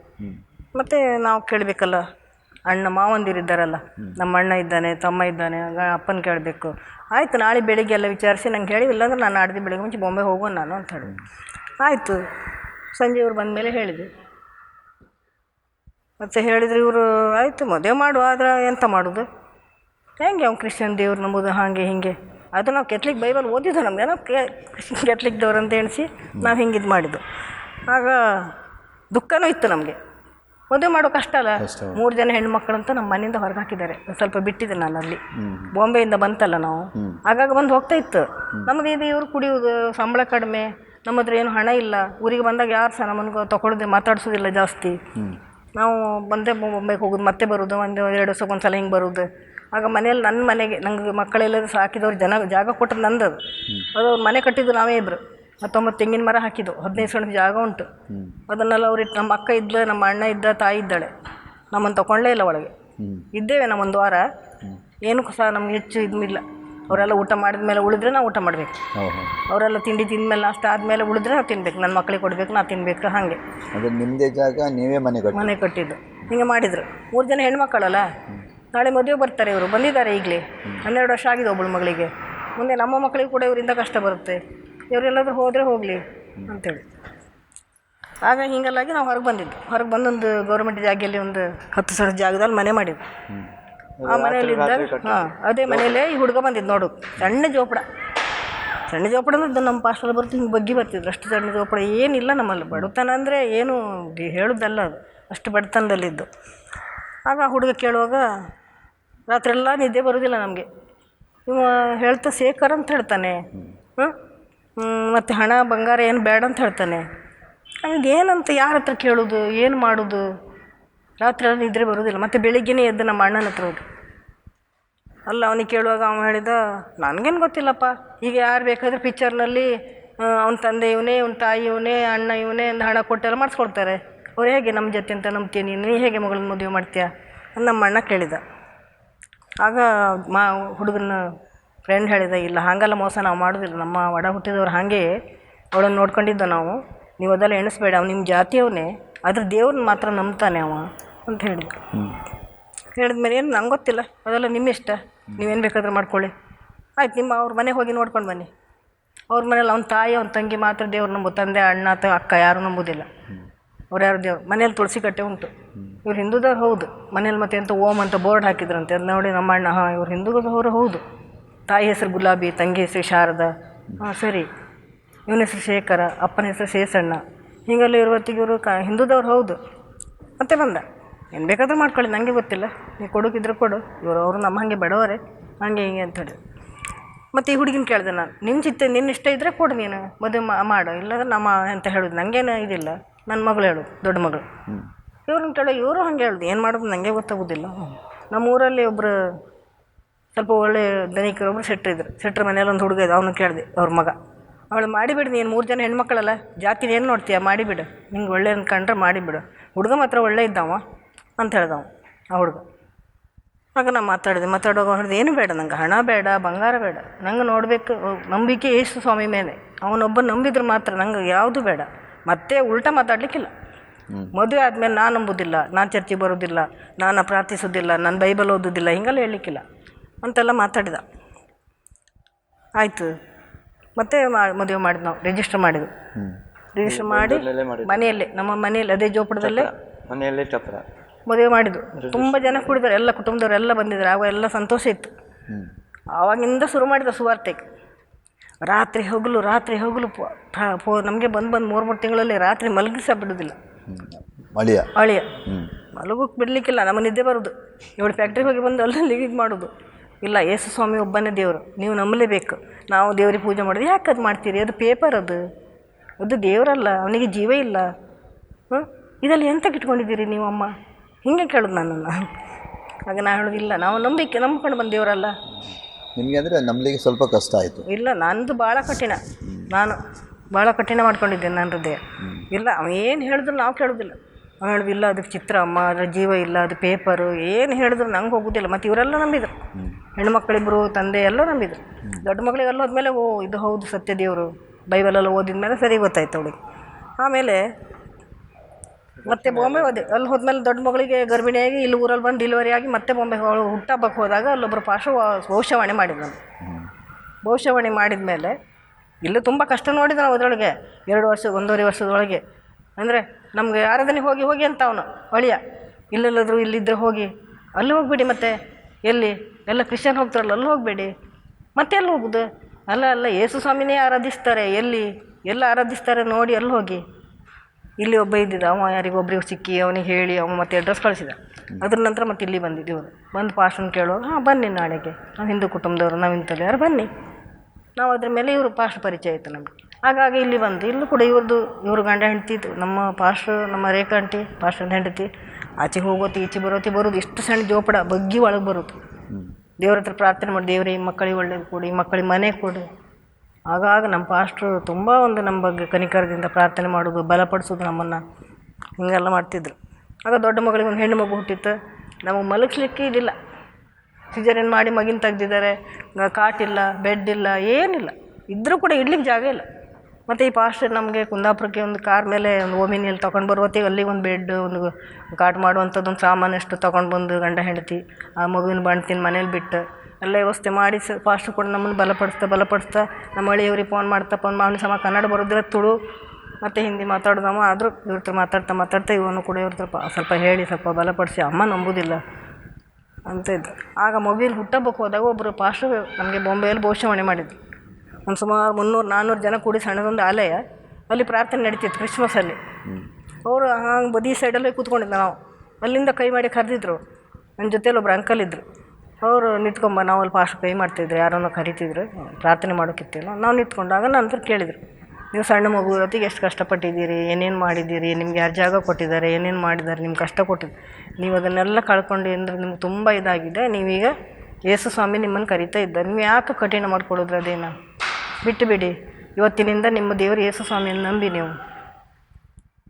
ಆಗ ಹೇಳುವಾಗ ನಾ ಇಷ್ಟು ಜನರ ಮಧ್ಯೆ ನನ್ನನ್ನು ಇವ್ರಿಗೆ ಹೆಂಗೆ ತೋರ್ತು ಅಲ್ಲ, ನಿಜವಾಗಲೂ ಇವನು ದೇವ್ರು ಹೌದು. ಅಲ್ಲಿಂದ ಈಗ ನಾವು ದೇವ್ರನ್ನ ಕಂಡುಕೊಂಡಲ್ಲಿಂದ ಇವತ್ತಿನವರೆಗೂ ನಮಗೆ ಯಾವ ದುಃಖನೂ ಇಲ್ಲ. ಎಂಥ ದುಃಖ ಬಂದರೂ ಕೂಡ ವಾಕ್ಯ ನಮ್ಮನ್ನು ಮಾತಾಡಿಸಿ ಸಮಾಧಾನ ಮಾಡೋದು. ನೀವು ಬೈಬಲ್ ಓದ್ತೀರಾ? ಇಲ್ಲ, ಓದೋಕ್ಕೆ ಬರೋದಿಲ್ಲ. ರೇಡಿಯೋ ಸಮಾಚಾರ ಕೇಳೋದು. ರಾತ್ರಿ ಕುಟುಂಬ ಪ್ರಾರ್ಥನೆಯಲ್ಲಿ ಅನುದಿನ 6 ಪುಸ್ತಕ ಓದೋದು, ಇವ್ರು ಓದಿ ಹೇಳೋದು, ಬೈಬಲ್ ಓದಿ ಹೇಳೋದು ವಾಕ್ಯನ, ಆಗ ಕೇಳಿಸ್ಕೊಳ್ಳೋದು. ಆಗ ರೇಡಿಯೋದಲ್ಲಿ ದಿನ ಅರ್ಧ ಗಂಟೆ ವಾಕ್ಯ ಕೇಳೋದು. ನೀವು ಚರ್ಚಿಗೆ ಬರ್ತೀರಿ? ಇಲ್ಲೇ ಬರ್ತೀನಿ, ಪ್ರತಿ ಭಾನುವಾರ ಬರ್ತೀನಿ. ಬರ್ತೀನಿ. ನನ್ನ ಹತ್ರ ಆರೋಗ್ಯ ಇತ್ತಂದ್ರೆ ನಾನು ನಿಲ್ಲುವುದಿಲ್ಲ. ಸಾಧಾರಣ ಸಣ್ಣ ಪುಟ್ಟ ಏನಾದರೂ ಅದು ಭಾಷೆ ಗೊತ್ತುಂಟು, ಸಣ್ಣ ಪುಟ್ಟ ಏನಾದರೂ ಆದರೂ ನಾನು ಅದು ಕ್ಯಾರಿಲ್ಲ ನನಗೆ. ಈಗ ನೀವು ರಕ್ಷಣೆ ಹೊಂದಿ ಎಷ್ಟು ವರ್ಷ ಆಯಿತು? ಈಗ 15 ವರ್ಷ ರಕ್ಷಣೆ ಹೊಂದಿ 12 ವರ್ಷ ಆಯಿತು. 12 ವರ್ಷ ಆಯಿತು. ಇದು ಕಟ್ಟುವಾಗವೇ ನಾವು ರಕ್ಷಣೆ ಹೊಂದಿದ್ದು. ಮದುವೆ ಆಗಿ 39 ವರ್ಷ ಆಯಿತು. ರಕ್ಷಣೆ ಹೊಂದಿ 15 ವರ್ಷ ಆಯಿತು. 15 ವರ್ಷ ಆಯಿತು. ಓಕೆ, ನಿಮ್ಮ ಈ ರಕ್ಷಣೆ ಜೀವಿತದಲ್ಲಿ ಕುಟುಂಬದಲ್ಲಿ ಏನಾದರೂ ಸಮಸ್ಯೆ ಬಂತ ರಕ್ಷಣೆ ಹೊಂದಿದ? ಇಲ್ಲ ಇಲ್ಲ ಇಲ್ಲ. ಇವರು ಮುಂಚೆ ಕುಡಿತಿದ್ರು, ಅದರ ನಂತರ ಇಲ್ಲ, ನಂತರ ಸ್ವಲ್ಪ ಹೊರಟತನ ಮಾಡ್ತಾರೆ ಆಗಾಗ ಪಾಸ್ಟರ್ ಹತ್ರ ಒಂದು ಪ್ರಾರ್ಥನೆ ಮಾಡಿಸೋದು, ಮತ್ತೆ ಹೇಳಿದ್ ಕೇಳುವುದಿಲ್ಲ, ನಾನಾ ರೀತಿ ಉಂಟು. ಆಗಾಗ ಪ್ರಾರ್ಥನೆ ಮಾಡಿದಾಗ ಸ್ವಲ್ಪ ಶಾಂತ ಆಗ್ತಾರೆ. ಮತ್ತೆ ಅವ್ರ ಮನೆಗೆಲ್ಲ ಹೋದಾಗ ಸ್ವಲ್ಪ ಇದಾಗ್ತಾರೆ, ಅವರು ಸೈತನ ಸ್ಪಿರಿಟ್ ಏನೋ ಗೊತ್ತಿಲ್ಲ. ಎಲ್ಲಿ ಮನೆಗೆ? ಅದು ಅವ್ರ ತಾಯಿ ಮನೆ, ತಂದೆ ಮನೆ. ಹೋದಾಗ ಸ್ವಲ್ಪ ಇದಾಗ್ತಾರೆ, ಚೇಂಜ್ ಆಗ್ತಾರೆ. ಅಲ್ಲ, ಮನೆಗೆ ಏನಾಗಿದೆ ಗೊತ್ತುಂಟಾ, ಈಗ ನಾವು ಕೃಷ್ಣಲ್ಲಿ ಬಂದಿದ್ದೇವೆ, ಇಜ್ಜೋ ಜಾಗ ಬೇಡ ಅಂತ ಅದರಲ್ಲಿ ಇದೆ ಪ್ರತಿಯೊಂದು. ಆದರೆ ನಮ್ಮ ಮನೆಯಲ್ಲಿ ಇಲ್ಲಿ ನಮ್ಮ ಕುಟುಂಬದಲ್ಲಿ ಈಗಳಾದರೂ ಹಿರಿಯವ ನಾವೇ, ಪ್ರತಿಯೊಂದು ಕಾರ್ಯಕ್ಕೂ ಮದುವೆ ಮಾತ್ರ ಕರೀರಿ ನಾನು. ಮತ್ತು ಇತರದಲ್ಲಿ ನಾವು 55 ವರ್ಷದಿಂದ ಮಾಡೋದು ನನ್ನನ್ನೇ ಮುಂತಕ್ಕೆ ನೀವೆಲ್ಲ ಮಾಡಿದ್ದೀರಿ, ನಾನೇ ಅದಕ್ಕೆ ಮೇಲಾಗಿದ್ದೇನೆ. ನಾನು ಮನೆಯಲ್ಲಿ ಒಂದು ಕುಟುಂಬದಲ್ಲಿ ಹಿರಿಯವರಾದರೆ ಅದಕ್ಕೆ ಕೆಲಸ ಕೊಡ್ತಾರೆ, ನೀನು ಹೀಗೆ ಮಾಡಪ್ಪ, ನೀನು ಹಾಗೆ ಮಾಡು, ಹೀಗೆ ಮಾಡು, ಅದೆಲ್ಲ ನಮಗೆ ಕೊಡ್ತಾ ಇದ್ದಾರೆ. ನನಗೇನಾಗಿದೆ, ದೇವರು ಇಲ್ಲಿ ಕಾರ್ಯ ಮಾಡ್ತಾ ಇರ್ತಾರೆ. ಯಾಕೆಂದರೆ ಫಸ್ಟು ನಾನು ಇಲ್ಲಿ ಪ್ರಾರ್ಥನೆ ಮಾಡಿ ನಾನು ಅಲ್ಲಿಗೆ ಹೋಗೋದು, ಪ್ರಾರ್ಥನೆ ಬಿಟ್ಟು ಹೋಗೋದಿಲ್ಲ. ಲಾಸ್ಟ್ ನನಗೆ ಮನಸ್ಸಿನಲ್ಲಿ ಏನಾಗಿದೆ ಅಂದರೆ ಎರಡಕ್ಕೂ ನಮಗೆ ಅದು ಸಮಾಧಾನ ನಮಗೆ ಸಿಗೋದಿಲ್ಲ. ಎರಡು ನೀವು ಮಾಡಿದರೆ ಮುಂಚಿನ ವಾತಾವರಣಕ್ಕೆ ಹೋಗಿದ್ದರೆ ನಮಗೇನು ಸುಖ ಇದೆ, ನಾವು ಇದನ್ನು ಓದಿ ಏನು ಪ್ರಯೋಜನ ಉಂಟು? ಪ್ರಾರ್ಥನೆ ಮಾಡಿ ಅವ್ರ ಹತ್ರ ನಾನು ಎಲ್ಲ ಕಡ್ಡಾಯ ಮಾಡಿ ಹೇಳಿದ್ದೇನೆ, ಪ್ರತಿಯೊಂದಕ್ಕೂ ನಮ್ಮನ್ನು ಕರೆಯಬೇಡಿರಿ. ನಾನು ಈ ಗ್ರಂಥ ಹಿಡ್ಕೊಂಡು ನಾನು ಓದ್ತಾ ಇದ್ದೇನೆ, ಪ್ರತಿಯೊಂದಕ್ಕೂ ನಮ್ಮನ್ನು ಕರೆಯಬೇಡಿರಿ. ಈಗ ನಮ್ಮ ತಂದೆಯವರು ಕಾಲದಲ್ಲಿ ಮಾಡಿದರು, ನಮಗೆ ಕೊಟ್ಟರು, ನಾವು ಮಾಡಿ ಈಗ ನಾವು ಯಾರಿಗೆ ಕೊಡಬೇಕು? ನಮ್ಮ ತಂಗಿಯ ಮಕ್ಕಳಿಗೆ ಅವರಿಗೆ ಕೊಡಬೇಕು. ನೀವು ಆ ವಾತಾವರಣ ಮಾಡ್ಕೊಂಡು ಹೋಗಿ. ನೀವು ಕೊಡೋದಿಲ್ಲ, ನೀವು ಬಿಟ್ಟು ಬರಬೇಕು. ಅದೇ ನಾವು ಆವಾಗ ಹೇಳೋದು, ಅಧಿಕಾರದಲ್ಲಿ ನಮಗಿರುವಾಗ ನೀವು ಕೊಡು ಅಂತಾರೆ. ಅವಾಗ ಅಂದರೆ ನೀನೆಲ್ಲ ಅದು ಮಾಡು ಇದು ಮಾಡು ಅಂತಾರೆ. ಅದು ನಾನು ಅದು ಯಾವುದಕ್ಕೂ ಸಂಬಂಧವಿಲ್ಲ, ನನ್ನ ಕರಿಬೇಡಿ. ಮನೆಯವರು ತಿಳ್ಕೊಂಡ್ರು, ಇವ ಸೀದಾ ಕ್ರಿಶ್ಚಿಯನ್ ಜಾತಿಗೆ ಸೇರಿ ಆ ಥರ ಆಯ್ತಂತ ಅವರು ಆವಾಗಲೇ ವಿರೋಧ ಮಾಡ್ತಾಯಿದ್ರು. ಪ್ರತಿಯೊಂದು ವಿರೋಧಕ್ಕೆ ಉಂಟು, ಆಕ್ಷೇಪ ನಾನು ಕೊಡಲಿಲ್ಲ. ನಾನು ಹೇಳಿದ್ದೇನೆ ಆವಾಗ ಇದೇ ಥರಲ್ಲಿ ಹೇಳಿದ್ದೇನೆ, ನಾನು ಕ್ರಿಸ್ತನನ್ನು ನಂಬಿಕೊಂಡು ಈಗ ಅದನ್ನು ಹಿಡಿದ ನಂತರ ಅದರದ್ದು ಚರಿತ್ರೆ ಹೋದ ನಂತರ ನನಗೆ ಅನುಭವ ಬಂತು, ರುಚಿ ಬಂತು, ಅದು ಏನಾಗಿದೆ ಅನ್ನೋ ಗೊತ್ತುಂಟು. ಹಾಗೆ ಇನ್ನಿತರ ಪುಸ್ತಕಗಳು ನನಗೆ ಕಾದಂಬರಿ ಇದೆಲ್ಲ ಓದೋದ್ರಲ್ಲಿ ಭಾಳ ಇಷ್ಟ. ಅದು ತಗೊಳ್ಳೋದು ಮನಸ್ಸಿನಲ್ಲಿ ಬಿಡುವುದಲ್ಲ, ಒಂದೊಂದು ಆಲೋಚನೆ ಮಾಡ್ತಾ ನೋಡೋದು ಒಂದು ವಚನದಲ್ಲಿ. ಆವಾಗ ನಾನು ಓದ್ತಾ ಇರುವ ಇದರಲ್ಲಿ ಏನು ಸಿಕ್ಕಿದೆ ಅದನ್ನು ನನಗೆ ಅರ್ಥವಾಗಿ ನನ್ನ ಮನಸ್ಸಿನಲ್ಲಿ ದೇವರೇ ಇಷ್ಟು ಒಂದು ಒಳ್ಳೆಯದಿರುವಾಗ, ನ್ಯಾಯ ಉಂಟು, ಧರ್ಮ ಉಂಟು, ಸತ್ಯ ಉಂಟು, ಎಲ್ಲ ಇದರಲ್ಲಿರುವಾಗ ನಾವು ಇದನ್ನು ಯಾಕೆ ಓದಬಾರ್ದು ಅಂತ ಆ ಓದನ್ನು ಕ್ರಮೇಣ ಜಾಸ್ತಿ ಮಾಡ್ತಾ ಹೋಗಿದ್ದೇನೆ. ಮನೆಯಲ್ಲಿ ಕರೀರಿ, ಮದುವೆ ಕರೀರಿ, ಒಳ್ಳೆಯ ಆಶ್ರಯ ಕೊಡಿರಿ, ಇವತ್ತಿಗೂ ಕರೀತಾರೆ. ಅವ ಅಷ್ಟು ವಿರೋಧ ಮಾಡಿದರು ನಮ್ಮನ್ನು. ವಿರೋಧ ಅಂದರೆ ನಮಗೆ ನನ್ನ ಕುಟುಂಬದಲ್ಲಿ ಕಂಪ್ಲೀಟ್ ವಿರೋಧ ಮಾಡಿದ್ದಾರೆ. ಅದು ನನಗೆ ಹೇಳಲಿಕ್ಕೆ ಅಷ್ಟು. ಆದರೂ ನಾನೇನು ಮಾಡಿದ್ದೇನೆ, ದೇವರೇ ನೀನು ಒಬ್ಬ ಇದ್ದೀಯಲ್ಲ, ಅವರಿಗೂ ಆಶೀರ್ವಾದ ಕೊಡಿ. ಕಾರಣ 30-35 ಜನ ಕುಟುಂಬದಲ್ಲಿ ನಾನು ಒಬ್ಬ ರಕ್ಷಣೆ ಹೊಂದಿದೆ. ಅಲ್ಲಿ ಹೇಳಿದರೆ ಕುಟುಂಬದಲ್ಲಿ ಒಬ್ಬ ರಕ್ಷಣೆ ಹೊಂದಿದರೆ ನಿಮ್ಮ ಕುಟುಂಬವನ್ನು ನಾನು ರಕ್ಷಿಸುತ್ತೇನೆ, ದೇವರು ಮಾಡ್ತಾನೆ. ಅದು ನಾನು ಹೇಳಿದೆ.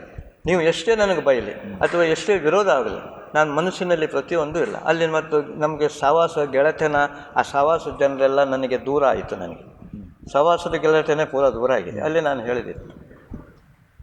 ಈಗ ನಿಮ್ಮ ಕುಟುಂಬದಲ್ಲಿ ಹೇಗೆ ಉಂಟಮ್ಮ? ಈಗ ಸಮಾಧಾನ ಉಂಟು ನಮಗೆ. ಈಗ ನಮ್ಮ ತಾಯಿ ಕುಟುಂಬದವರು ಯಾರು ನಮ್ಮನ್ನೇ ತಗೊಳ್ಳೋದಿಲ್ಲ ಅಂದರೆ ನನ್ನ ತಾಯಿ ಕುಟುಂಬದವರು. ನೀವು ಹೋಗ್ತಾ ಇಲ್ವ? ನಾವು ಹೋಗ್ತೀವಿ. ನನ್ನ ತಾಯಿ ಸತ್ತಾಗ ಕೂಡ ಅವ್ರು ನಮ್ಗೆ ಹೇಳಲಿಲ್ಲ. ನಾನಿದ್ದೆ ಒಂದು ಕಿಲೋಮೀಟ್ರ್ ಒಳಗೆ ಇದ್ದೆ. ತಾಯಿ ತೀರಿ ಹೋದಾಗ ನನ್ನ ತಮ್ಮ ನನ್ನ ಪಕ್ಕದಲ್ಲೇ ಇದ್ದ, ಅವನಿಗೆ ಕರೆದಿದ್ದಾರೆ ಅವರು, ತಾಯಿ ತೀರಿ ಹೋದ್ಲು ಅಂತ ಹೇಳಿ. ನಮ್ಗೆ ಹೇಳಲಿಲ್ಲ. ಇದು ಈಗ ನೀವು ಹೋಗ್ತಾ ಬರ್ತಾ ಇದ್ದೀರಿ ತಾಯಿ ಮನೆಗೆ. ಅವ್ರು ಬರ್ತಾರೆ ಈಗ. ಅದು ತಾಯಿ ತೀರಿ ಹೋದುವಾಗ 3 ಗಂಟೆ ರಾತ್ರಿಗೆ ಹೋಗಿದೆ. ಅದು ಸ್ವಲ್ಪ ಉಂಟು ಇದ್ದಾಗ ಮತ್ತೆ ನನಗೆ ಗೊತ್ತಿಲ್ಲ, ರಾತ್ರಿ 3 ಗಂಟೆ ಹೋದ್ಮೇಲೆ ಬೆಳಗ್ಗೆ ಆಗೋ ತನಕ ಸ್ವಲ್ಪ ನೀರು ಬಿಟ್ಟು ಹೋಗ್ತಿದ್ದಂತೆ ಒಳಗೆ. ಅವ್ರು ನಮ್ಮ ಯಾರನ್ನೂ ಮಾತಾಡೋದಿಲ್ಲ, ನಮ್ಮನ್ನು ತಗೊಳ್ಳೋದಿಲ್ಲ. ಇದ್ರಲ್ಲಿ ಹಿಂಗಲ್ಲಿ ಮಸ್ತ್ ನಮ್ಮೊಳಗೆ ಇದು ಬಂದಿದ್ದು, ದೇವ್ರನ್ನ ಕ್ರಿಶ್ಚಿಯನ್ ಜಾತಿ ಸೇರಿದ್ದಾರೆ, ಮತಾಂತರ ಆಗಿದ್ದಾರೆ, ಹಣ ತಗೊಂಡಿದ್ದಾರೆ, ಏನೆಲ್ಲ ಅಪಚಾರ ಬಂದಿದ್ದೀರಾ? ಇಲ್ಲ ಹಂಗೇನಿಲ್ಲ. ನಿಮ್ಮ ಹೆಸರು ಹಾಗೇನೇ ಇದೆ? ಹಾಂ, ಹಂಗೆ ಇದೆ, ಸಂಕು. ಮತ್ತೆ ನಿಮ್ಮ ಹೆಸರು ರಮೇಶ್ ಮಗೂರ. ತಾಯಿ ತೀರಿ ಹೋಗಿದ್ದೆಲ್ಲ, ತೀರಿ ಅಂದರೆ ಆಯ್ತು ಅಂತ ಹೇಳಿ ಇದಾಗಿದೆ ಅವರದ್ದು. ಮತ್ತೆ ಯಾರು ಹೇಳಿದ್ರು ನಂಗೆ, ನಿನ್ನ ತಾಯಿ ಸೀರಿಯಸ್ ಇತ್ತಂತಲ್ಲ ಇವತ್ತೇ ಬೆಳಿಗ್ಗೆಲ್ಲ ಓಡಿದ್ರಲ್ಲ ಅವರೆಲ್ಲ. ಹೌದಾ? ಇಲ್ಲ, ನಂಗೆ ಯಾರು ಹೇಳಿಲ್ಲ ಅಲ್ಲ ಅಂತ. ನನ್ನ ಚಿಕ್ಕಮ್ಮನ ಮಗಳ ಅಷ್ಟೊತ್ತಿಗೆ ನನ್ನ ಪಕ್ಕದಲ್ಲಿ ಇರೋಳು, ಪಕ್ಕದಲ್ಲಿ ಸ್ವಲ್ಪ ದೂರ, ಅವ್ರ ಗಂಡ ಹೆಂಡತಿ ಸೈಕಲಲ್ಲಿ ಹೋಗುವಾಗ ಅವ್ರ ಗಂಡ ಸೈಕಲ್ ಮುಂದೆ ತಗೊಂಡು ಹೋಗ್ಲಿಕ್ಕೆ ಆಗೋದಿಲ್ಲ ಅಂತವ್ರು. ಆಗ ಅವ್ರ ಗಂಡ ಸೈಕಲ್ ಇರಿಸಿ ಅವ್ರಿಗೆ ಹೇಳಲ್ಲ, ಹೇಳಿ ಗೊತ್ತಿಂತ ಇವ್ರು ಹೋಗಿದ್ದಾರೆ ಅಂತ ನೋಡು ಅಂತ ಹೇಳು. ಅವ್ರು ಕೇಳಿಲ್ಲ, ನಿನ್ನ ಅಮ್ಮನೇ ಸೌಖ್ಯ ಇಲ್ಲ ಅಂತ. ಹೌದಾ? ನಾನು ಯಾರಿಗೆ ಯಾರು ಹೇಳಿದ್ದು ನಿಮಗೆ? ಅವ್ರು ಹೇಳಿದ್ದಿಲ್ಲ, ನಂಗೆ ಗೊತ್ತಿಲ್ಲ, ಹಿಂಗೆ ಆಯ್ತಂತೆ ಎಲ್ಲ ಹೋಗಿದ್ರು ಆವಾಗಲೇ, ನಿಮ್ಮ ತಮ್ಮನೆಲ್ಲ ಆವಾಗಲೇ ಕರೆದಿದ್ರು, ನಿಮ್ಗೆ ಹೇಳಿಲ್ವ? ನಾ ಇಲ್ಲ. ಮತ್ತು ಇವ್ರಿಗೆ ಹೇಳಿ ಸ್ವಲ್ಪ ನಾನು ಕರ್ಕೊಂಡು ಹೋಗ್ತೀರಾ? ಇವ್ರು ಮತ್ತೆ ನನ್ನ ಸೈಕಲ್ ತಗೊಂಡೋದ್ರು. ಹೋಗುವಾಗ ಅಮ್ಮನೇ ಸ್ವಲ್ಪ ಜೀವ ಉಂಟು. ದೇವ್ರು ನನಗಾಗಿ ಇಟ್ಕೊಂಡಿದ್ನೇನೋ ಗೊತ್ತಿಲ್ಲ. ನಾನು ಹೀಗೆ ಹೋಗಿ ಮೇಲೆ ಹತ್ತುವಾಗ ನನ್ನನ್ನು ಮಾತಾಡ್ಸಿದ್ದೆ ನನ್ನಮ್ಮ. ಈಗ ಬಂದಿದ್ದ ನೀನು ಸರಿಯಾಗಿ? ಆಗ ಎಲ್ಲರಿಗೂ ಒಂದು ಸಲ ದಪ್ಪ ಆಗಿದೆ. ಅಣ್ಣ, ತಮ್ಮ, ಅಕ್ಕ, ಚಿಕ್ಕಮ್ಮ, ಕುಟುಂಬದವರೆಲ್ಲ ಸೇರಿದ್ದಾರೆ. ಎಲ್ಲರಿಗೂ ಒಂದು ಸ್ವಲ್ಪ ಗೊತ್ತಾಗಿದೆ ಅವ್ರಿಗೆ ಈಗ ದೇವ್ರ ವಿಷಯ ಎಲ್ಲ. ಹಾಂ, ನಾನೀಗ ಬಂದಿದ್ದೆ. ಮಕ್ಕಳಿಲ್ಲ. ಒಬ್ಬಳು ದೊಡ್ಡವಳಿ ಮದುವೆ ಮಾಡಿ ಬಾಂಬೆಯಲ್ಲಿ ಮಗು ಸಣ್ಣವಳನ್ನ ಅವಳ ಜೊತೆ ಬಿಟ್ಟಿದೆ. ಇನ್ನೊಬ್ಬಳು ಮಗಳಿಗೆ ಮದುವೆ ಮಾಡಿ ಎಲ್ಲ ದೊಡ್ಡ ಹಂಪ ಮಾಡಿ ಅವಳು ಗಂಡನ ಮನೆಯಲ್ಲೇ ಇದ್ದಾಳೆ. ಅದಕ್ಕೆ ತಾಯಿಗೆ ಅಂತ ಹೇಳೋಕ್ಕಿತ್ತಂದರೆ ಮಕ್ಕಳಿದ್ದಾರೆ. ಮತ್ತು ನನ್ನ ಹತ್ರ ನೀರು ಬಿಡು, ನೀರು ಕುಡಿಸಿದೆ 7 ಕಾಲಿಗೆ ಹೋಗಿದೆ, 8 ಕಾಲು ತನಕ ನೀರು ಕುಡಿಸಿದೆ. ಮಧ್ಯದಲ್ಲಿ ಒಂದು ಸಲ ಕೇಳಿದ್ಲು, ಅವರೆಲ್ಲ ಎಣಿಸಿದ್ರೆ ಮಗಳ ಹತ್ರ ಸರಿಯಾಗಿ ಮಾತಾಡ್ತಾಳೆ, ಸರಿ ಆದ್ಲಿ ಇವಳು ಅಂತೆಲ್ಲ ಬಿಟ್ಟು ಹೋದ್ರು. ಅಣ್ಣ ಕೂಡ ಯಾರೋ ಬಂದಿದ್ರು, ಅವರೊಟ್ಟಿಗೆ ಹೋದ. ತಮ್ಮ ಕೂಡ ಅಂಗಳದಲ್ಲೇ ಇದ್ದ. ಅಕ್ಕ ಎಲ್ಲ ಮತ್ತು ಚಹಾ ಕೈದು ಮಾಡಿದ್ರು. ನಮ್ಮ ಹಿಂದೂ ಕುಟುಂಬದಲ್ಲಿ ಚಹಾ ಎಲ್ಲ ಮಾಡೋದಿಲ್ಲಲ್ಲ, ಯಾರೋ ಸತ್ತೋದ್ರೆ ಅವ್ರು ಪುನಃ ಮತ್ತೆ ಚಹಾ ಮಾಡಲಿಕ್ಕೆಲ್ಲ ನಾಷ್ಟ ಮಾಡಲಿಕ್ಕೆ ಶುರು ಮಾಡಿದರು. ಆಗ ನನ್ನ ಹತ್ರ ಮಾತಾಡೋದು ನೋಡಿ ಅಮ್ಮ ಸರಿ ಅದಲಲ್ಲ ಅಂತೇಳಿ 7 ಕಾಲಿಂದ 8 ಕಾಲು ತನಕ ಮಾತಾಡಿದ್ಲಂತ. 8 ಕಾಲಿಗೆ ನನ್ನ ಮತ್ತೊಂದು ಸಲ ಮಕ್ಕಳನ್ನ ಕೇಳಿದ್ರು, ನಮ್ಮ ಮಕ್ಕಳನ್ನು. ನಾನಿಲ್ಲ ಮಕ್ಕಳೆಲ್ಲ ಇಲ್ಲಿಲ್ಲ ಈಗ ಅಂತ ಹೇಳಿದ್ರು. ಆಗ ಹೇಳುವಾಗ ಮತ್ತೆ ನೀರು ತೋರಿಸಿದ್ಲು. ಇವ್ರ ಹತ್ರ ಹೇಳಿದ್ಲು, ನಾವೆಲ್ಲ ಇಬ್ಬರು ನೀರು ಕೊಟ್ಟಿದ್ವಿ. ನಾನು ನೀರು ಕುಡಿಸ್ತಾ ಇರೋತಿ ನಮ್ಮ ದೊಡ್ಡ ಮಗಳ ಹೆಸರು ರೋಹಿಣಿ ಅಂತ ದೊಡ್ಡ ಶಬ್ದ ಮಾಡಿ ಕೂಗಿದ್ವಿ. ಅಷ್ಟೊತ್ತಿಗೆ ಖಾಲಿಯಾಗಿ 7 ಕಾಲಿಂದ 8 ಕಾಲು ತನಕ ನನ್ನ ಹತ್ರ ಮಾತಾಡಿ ನಾನು ಹೋಗಿ ಅವ್ರು ತಗೊಂಡು ಹೋದ್ಮೇಲೆ ನಾವು ಈಚೆ ಕಡೆ ಬಂದು ಅದ್ರ ಮೇಲೆ ಹೋಗ್ತೆ ದೇವ್ರ ಹತ್ರ ಕೇಳೋದು, ನಿನ್ನ ಚಿತ್ತ ಇದ್ದರೆ ನಂಗೆ ಹೋಗೋಕೆ ಅವಕಾಶ ಮಾಡಿಕೊಡು, ಇಲ್ಲಾಂದ್ರೆ ನಂಗೆ ಹೋಗೋದಿಲ್ಲ ನನ್ನ ತಾಯಿ ಮನೆಗೆ. ಕುಟುಂಬ ಜೀವಿತ ಹೇಗಿದೆ ಈಗ? ಸಂತೋಷ ಇದೆ ಈಗ, ಉಂಟು, ತೊಂದರೆ ಇಲ್ಲ. ಅದೇ ಸಮಾಧಾನ ಹೌದು. ಅದೇ ಸ್ವಲ್ಪ ಏನಾದರೂ ನಮಗೆ ಗಲಿಬಿಲಿ ಆದರೂ ಕೂಡ ವಾಕ್ಯ ಮಾತಾಡಿಸೋದು, ನಮ್ಮನ್ನು ಸಮಾಧಾನ ಪಡಿಸೋದು ದೇವರು. ಪ್ರಾರ್ಥನೆ ಮಾಡುವಾಗಲಿ, ರೇಡಿಯೋ ಕೇಳೋದಾಗಲಿ, ಅನುದಿನ ಆಹಾರದಲ್ಲಾಗಲಿ, ಬೈಬಲಲ್ಲಾಗಲಿ, ಯಾವ ರೀತಿಯಿಂದ ದೇವ್ರು ನಮ್ಮನ್ನು ಸಮಾಧಾನ ಪಡಿಸೋದು. ದಿನ ಮಾತಾಡೋದು ದೇವರು. ಸಣ್ಣ ಪುಟ್ಟ ಜಗಳಗಳು ಬರ್ತದೆ ಸರಿ ಆಗ್ತದೆ ಅಲ್ಲಲ್ಲಿ ಸರಿ, ಏನು ಮುಂದುವರ್ಸಿ ಹೋಗೋದಿಲ್ಲ. ಖಂಡಿತವಾಗಿ ದೇವರು ನಿಮ್ಮನ್ನು ಆಶೀರ್ವಾದ ಮಾಡಿದ್ದಾನೆ. ನೀವು ಆತ್ಮಿಕ ಜೀವಿತದಲ್ಲಿ ಬಂದ ನಂತರ ನಿಮ್ಮ ಜೀವಿತ ಆಶೀರ್ವಾದ ಆಯಿತಾ, ಅದರ ಮುಂಚೆ ಆಯಿತಾ? ಇಲ್ಲ ದೇವರು ನಂಬಿದ ಮೇಲೆ ನಮ್ಗೆ ಒಳ್ಳೇದು ಆಶೀರ್ವಾದ. ಏಪ್ರಿಲ್ 10ಕ್ಕೆ ಕಳೆದ ದೇವರನ್ನು ನಂಬಿದ ಮೇಲೆ ನಿಮಗೆ ಆಶೀರ್ವಾದ ಆಗಿದೆ. ಏನೆಲ್ಲ ಆಶೀರ್ವಾದ ಆಗಿದೆ ನಿಮಗೆ? ಈಗ ಮೊನ್ನೆ ಕಳೆದ ಏಪ್ರಿಲ್ 10ಕ್ಕೆ ಇಲ್ಲಿ ಮದುವೆ ಉಂಟು ಒಂದು ನಮ್ಮ ವಿಶ್ವಾಸಿ ಹುಡುಗಂದು. ಅದೇನೋ ಮದುವೆ ಹೋಗ್ಲಿಕ್ಕೆ ಉಂಟು. ನನ್ನ ಮಗಳು ಬಾಂಬೆಯಿಂದ ಬಂದಿದ್ದಾಳೆ. ಬಂದಿದ್ದು ಯಾವ ದಿನ? ಅವಳು 18ಕ್ಕೆ ಬಂದಿದ್ದಾಳೆ, ಅವಳು 9ಕ್ಕೆ ಬಂದಿದ್ದು. 10ನೇ ತಾರೀಕಿಗೆ ನನಗೆ ಬೆಳಿಗ್ಗೆ ತಲೆ ಸುತ್ತು ಬಂದಾಗ ಬಂದಿದ್ದಾಗ ನಾನು ಮಲಗಿದವಳು ಇಲ್ಲ. 1.5 ದಿನ ಇಲ್ಲ, ನಾನು ಪ್ರಜ್ಞೆನೇ ಇಲ್ಲ. ಹಾಸ್ಪಿಟ್ಲಿಗೆ ಹಾಕಿದ್ರು, ಗ್ಲುಕೋಸ್ ಹಾಕಿದ್ರು, ಪಾಶು ಬಂದು ಪ್ರಾರ್ಥನೆ ಮಾಡಿದ್ರು. ನಮ್ಮ ಸಭೆದವರು ಕೆಲವರೆಲ್ಲ ಬಂದು ಗೊತ್ತಾದವರೆಲ್ಲ ಪ್ರಾರ್ಥನೆ ಮಾಡಿದ್ದಾರೆ. ನಮ್ಮ ಅಕ್ಕಪಕ್ಕದವ್ರು ಈಗ ಕೆಲಸ ಮಾಡ್ತಿದ್ಲು, ಈಗ ನೀರು ತೊಗೊಂಡು ಬರ್ತಿದ್ಲು, ಈಗ ನೋಡಿದ್ದೆ ನಾನು. ಹಿಂಗೆಲ್ಲ ಹೇಳುವಾಗ ಎಲ್ಲ ಮಕ್ಕಳಿಗೂ ಒಂಥರ, ಯಾಕಪ್ಪ ಈಗ ಸರಿ ಮಾತಾಡ್ತಿದ್ಲು, ನಾಷ್ಟ ಮಾಡಿದ್ಲು, ನೀರು ತೊಗೊಂಡು ಬಂದಿದ್ಲು, ಎಂತಾಯಿತು? 1.5 ದಿನ ಪ್ರಜ್ಞೆ ಇಲ್ಲ ನನಗೆ ಯಾರು ಬಂದಿದ್ದು ಗೊತ್ತಿಲ್ಲ, ಯಾರು ಪ್ರಾರ್ಥನೆ ಮಾಡಿದ್ದು ಗೊತ್ತಿಲ್ಲ, ನಮ್ಮ ಪಾಸ್ಟ್ರು ಬಂದಿದ್ದು ಗೊತ್ತಿಲ್ಲ, ಯಾರು ನಮ್ಮ ಅಕ್ಕಪಕ್ಕದವ್ರದ್ದು ಗೊತ್ತಿಲ್ಲ, ಏನು 1.5 ದಿನ ನಂಗೆ ಫುಲ್ಲು ನಾನು ಎಲ್ಲಿ ಹೋಗಿದ್ನೋ ಏನಾಗಿದ್ನೋ ದೇವರಿಗೆ ಗೊತ್ತು. ಆಗ 1.5 ದಿನ ಆದಮೇಲೆ ಕಣ್ಣು ಬಿಟ್ಟಿದ್ದೆ ನಾನು. ಆಗ ಡಾಕ್ಟ್ರು ಕಣ್ಣು ಬಿಟ್ಟ ಕೂಡ ನಂಗೆ ಹೇಳಿ ಅಂತ ಹೇಳಿದ್ದಂತೆ. ನನ್ನ ಮಧ್ಯದ ಮಗಳಿದ್ಲು ನನ್ನ ಜೊತೆ ಹಾಸ್ಪಿಟ್ಲಲ್ಲಿ. ಅವಳು ಹೋಗಿ ಹೇಳಿದ್ಲಂತೆ, ಡಾಕ್ಟ್ರೆ ಈಗ ಸ್ವಲ್ಪ ಕಣ್ಣು ಬಿಟ್ಟಿದ್ದಾಳೆ ಅವಳು ಅಂತೇಳಿ. ಅವ್ರು ಬಂದು ಟೆಸ್ಟ್ ಮಾಡಿ, ಏನಾಗುತ್ತಮ್ಮ ನಿಮಗೆ ಹೇಳಿದೆ. ನಾನು ಎಲ್ಲಿದ್ದೆ ಈಗ? ನೀವು ಹಾಸ್ಪಿಟ್ಲಲ್ಲಿದ್ದೀರಿ? ಹಾಸ್ಪಿಟ್ಲಲ್ಲಿದ್ದಾನೆ. ಎಂತಾಯ್ತು? ಏನು? ಡಾಕ್ಟ್ರನ್ನೇ ಪ್ರಶ್ನೆ ಹಾಕಿದ್ವಿ. ಇಲ್ಲ, ನಿಮ್ಗೆ ಸ್ವಲ್ಪ ತಲೆ ಸುತ್ತು ಬಂದಿದೆ. ನಿನ್ನೆಯಿಂದ ನಾನು ಇಲ್ಲೇ ಇದ್ದೆ. ಹೌದು, ನೀವು ನಿನ್ನೆಯಿಂದ ಇಲ್ಲೇ ಇದ್ರಿ? ಹೌದಾ? ಮತ್ತು ನಮ್ಮ ದೊಡ್ಡ ಮಗಳ ಗಂಡ ಬಾಂಬೆ ಹೋಗೋಕೆ ಇದ್ದಿದ್ದ. ಶೇಖರ್ ಬಾಂಬೆ ಹೋಗ್ತಲ್ಲ ಇವತ್ತೇ ಬಾಂಬೆಗೆ. ನಿನ್ನೆನೇ ಹೋಗೈತಮ್ಮ, ಅವ್ರು ಟಿಕೆಟ್ಗೆ ಇದು ಮಾಡೋದು ಅಮ್ಮ ಮತ್ತೆ ಹೆಂಗಿದ್ರು ಅಂತೇಳಿ ಹೋದ್ರು. ಅವರು ಅಂಗಡಿ ಬಿಟ್ಟು ಬಂದಿದ್ರು. ಹೌದಾ? ನಾನು ನಿನ್ನೆನೇ ಬಂದು. ಹೌದು. ಇಲ್ಲ ಡಾಕ್ಟ್ರೆ, ನಾನು ಮನೆಗೆ ಹೋಗ್ತೆ ಈಗ ಅಂತೇಳಿ. ನೀವು ಕಣ್ಣೇ ಬಿಡಲಿಲ್ಲ, ನಾನು ಹೆಂಗೆ ಮನೆ ಕಳಿಸೋದು? ನಿನ್ನೆಯಿಂದ ನೀವು ಈ ಲೋಕದಲ್ಲೇ ಇಲ್ಲ ಅಂತ. ಸ್ವಲ್ಪ BP ಜಾಸ್ತಿ ಆಗಿದೆ ನಿಮಗೆ, ಇವತ್ತು ಬಿಟ್ಕೊಡ್ತೀನಿ ಈಗ ಸಂಜೆ ಒಳಗೆ ಅಂತೇಳಿ ಮತ್ತೆ ಸಂಜೆ ಒಳಗೆ ಬಿಟ್ಟುಕೊಟ್ರು ಕಣ್ಣು ಬಿಡೋಕ್ಕಾಗೋದಿಲ್ಲ, ಎದ್ದು ನಿಲ್ಲಕ್ಕಾಗೋದಿಲ್ಲ, ಹಿಂಗೆಲ್ಲ ಆಗ್ತಿತ್ತು. ಈ ನನ್ನ ಮಗಳು ದೊಡ್ಡ ಮಗಳೆಲ್ಲ ಉಪವಾಸ ಹಿಡಿದು, ಇಡೀ ಕುಟುಂಬದಲ್ಲಿ ಒಂದಿನ ಉಪವಾಸ ಹಿಡಿಬೇಕಂತ ಯಾವತ್ತಿಂದ ಹೇಳ್ತಿದ್ದೆ ಮಕ್ಕಳ ಹತ್ರ. ಎಲ್ಲರೂ ಸೇರಿ 3 ಜನ ಅಳಿಯಂದಿರು, 3 ಜನ ಹೆಣ್ಮಕ್ಕಳು, ಮೊಮ್ಮಕ್ಕಳು ಎಲ್ಲರೂ ಸೇರಿ. ಈಗ 5 ಜನ ಮೊಮ್ಮಕ್ಕಳಿದ್ದಾರೆ ನಮ್ಗೆ. 3 ಜನ ಹುಡುಗಿಯರು, 2 ಹುಡುಗರು. ಎಲ್ಲ ಹೆಣ್ಮಕ್ಕಳು ಏನೇನು ಮಾಡ್ತಾ ಇದ್ದಾರೆ? ಅವರೆಲ್ಲ ಹೆಂಗೆ ಇಬ್ಬರೆಲ್ಲ ಸೇವೆ ಮಾಡೋದು. ಎಲ್ಲರೂ ಸೇವೆ ಅಂದರೆ 3 ಜನ ಅಂದರೆ ದೊಡ್ಡ ಸಭೆ ಅಲ್ಲ, ಅಲ್ಲಿ ಗುಂಪಾಗಿ ಎಲ್ಲೆಲ್ಲಿ ಇದ್ದಾರೆ ಅಲ್ಲಿ ಸಣ್ಣ ರೀತಿಯಲ್ಲಿ ಮಾಡೋದು. ಇಲ್ಲೊಬ್ರು ಮನೆಯಲ್ಲೇ ಮಾಡ್ತಾರೆ. ಅವರು ಆರಾಧನೆಗೆ ಹೋಗ್ತಾರೆ, ಸುವಾರ್ತೆ ಹೋಗೋದು ಇದೆಲ್ಲ ಮಾಡ್ತಾರೆ. ಅವರು ಸುವಾರ್ತೆ ಹೋಗೋರು, ಬೈಬಲ್ ಕೋರ್ಸ್ ಮಾಡಿದವರು ಎಲ್ಲ ಮಾಡ್ತಾರೆ. ಆಗ ಮತ್ತು ಮನೆ ತೊಗೊಂಡು ಬಂದಮೇಲೆ ಉಪವಾಸ ಪ್ರಾರ್ಥನೆ ನಾ ಹೇಳಿದೆ. ಒಂದಿನ ಉಪವಾಸ ಮಾಡಬೇಕಂತ ನಂಗೆ ಭಾಳ ಇದ್ದಿತ್ತು. ಎಲ್ಲ ಇಡೀ ಕುಟುಂಬದವ್ರೆ ಒಂದು ದಿನ ಒಬ್ಬರು ಸೇರೋದಿಲ್ಲ ಇಲ್ಲಿ. ಬೇಡ, ಅವರಿಗೆಲ್ಲ ಅಲ್ಲಲ್ಲಿ ಫೋನ್ ಮಾಡುವ, ದೊಡ್ಡಳಿ ಬಾಂಬೆ ಹೋಗಿತ್ತಲ್ಲ ಅವನಿಗೆ ಫೋನ್ ಮಾಡುವ, ಮತ್ತು ಇವರೆಲ್ಲ ಇಲ್ಲೇ ಇದ್ದಾರಲ್ಲ ಮಾಡುವ ಅಂತ ಎಲ್ಲ ಕೂತ್ಕೊಂಡು ಮಾಡಿದ್ದಾರೆ.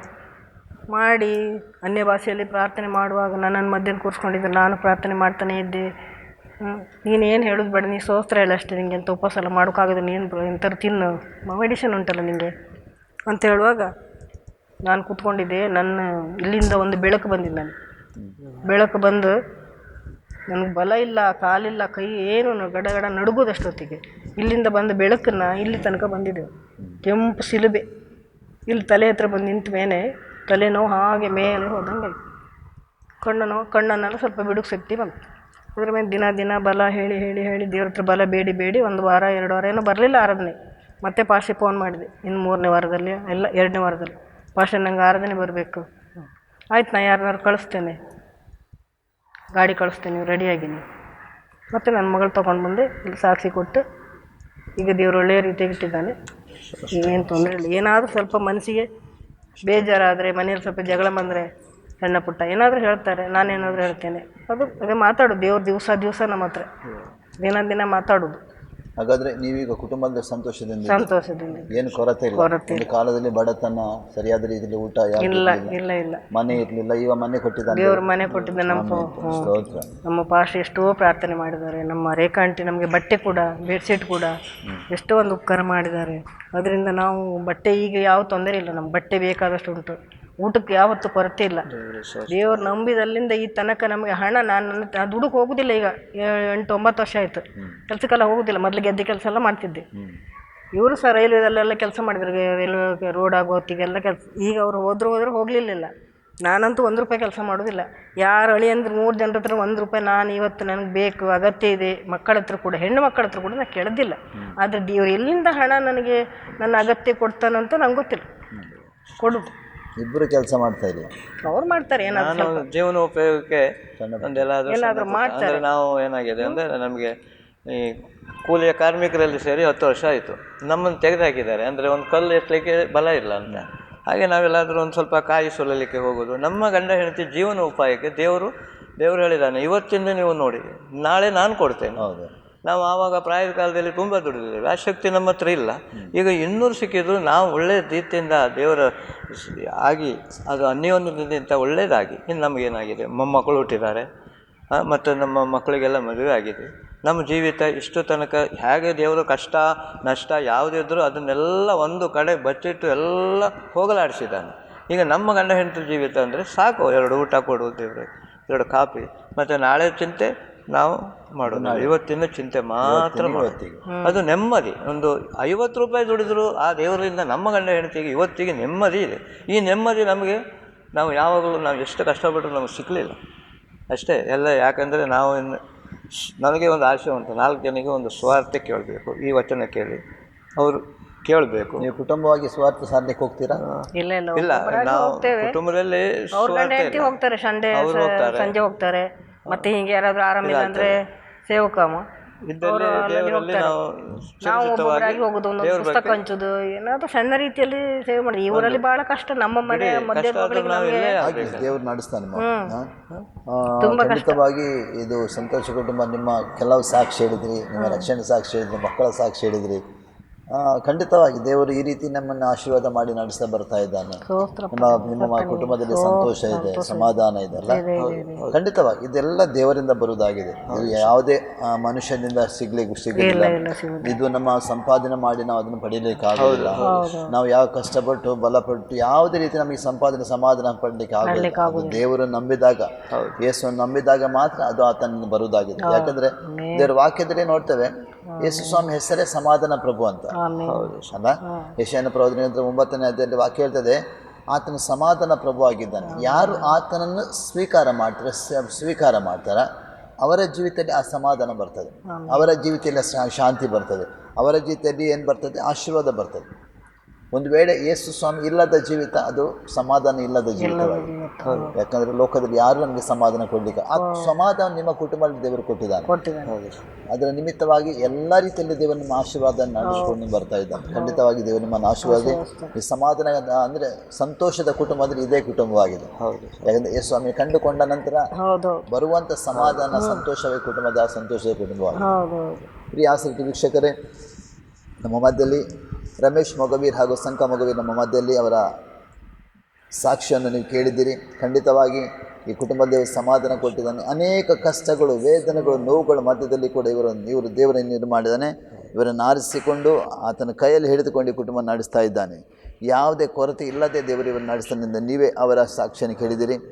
ಅವರಿಗಾಗಿ, ಕುಟುಂಬಕ್ಕಾಗಿ ನೀವು ಪ್ರಾರ್ಥನೆ ಮಾಡಿರಿ. ಈ ಪ್ರಾಯದಲ್ಲಿ ಅವರಿಗೆ ಬೇಕಾದ ಆರೋಗ್ಯ ಬಲ ದೇವರು ಕೊಟ್ಟು ನಡೆಸಲಿಂದ ಅಷ್ಟು ಮಾತ್ರವಲ್ಲ, ಈ ಕುಟುಂಬ ದೀರ್ಘಾಯುಷ್ಯ ಕೊಟ್ಟು ತೃಪ್ತಿಪಡಿಸಲಿ, ಅನೇಕರಿಗೆ ಇವರ ಸಾಕ್ಷಿಯಾಗಿ ನಿಲ್ಲಲಿ ಅಂತ ನಮ್ಮ ಪ್ರಾರ್ಥನೆಯಾಗಿ ನೀವು ಕೂಡ ಇವರಿಗಾಗಿ ಪ್ರಾರ್ಥನೆ ಮಾಡಿರಿ. ಪ್ರಿಯರೇ, ಸಂತೋಷದ ಕುಟುಂಬ ಈ ಸಾಕ್ಷ್ಯ ನೋಡಿದಿರಿ. ಖಂಡಿತವಾಗಿ ಇಂಥದ್ದಾಗಿದೆ ಸಂತೋಷದ ಕುಟುಂಬ. ಪ್ರಿಯರೇ, ಈ ಕಾರ್ಯಕ್ರಮವನ್ನು ವೀಕ್ಷಿಸಿದಕ್ಕಾಗಿ ನೀವು ವಂದನೆ ಹೇಳ್ತಾ ಇದ್ದೇನೆ. ಇನ್ನೊಂದು ಸಂತೋಷದ ಕುಟುಂಬ ಕಾರ್ಯಕ್ರಮ ಬರುವ ತನಕ ಈ ಆಸರೆ ಟಿವಿ ವೀಕ್ಷಿಸ್ತೀರಿ. ವಂದನೆಗಳು. ಅಂಕಲ್ ನಿಮಗೆ ಕೂಡ ವಂದನೆಗಳು.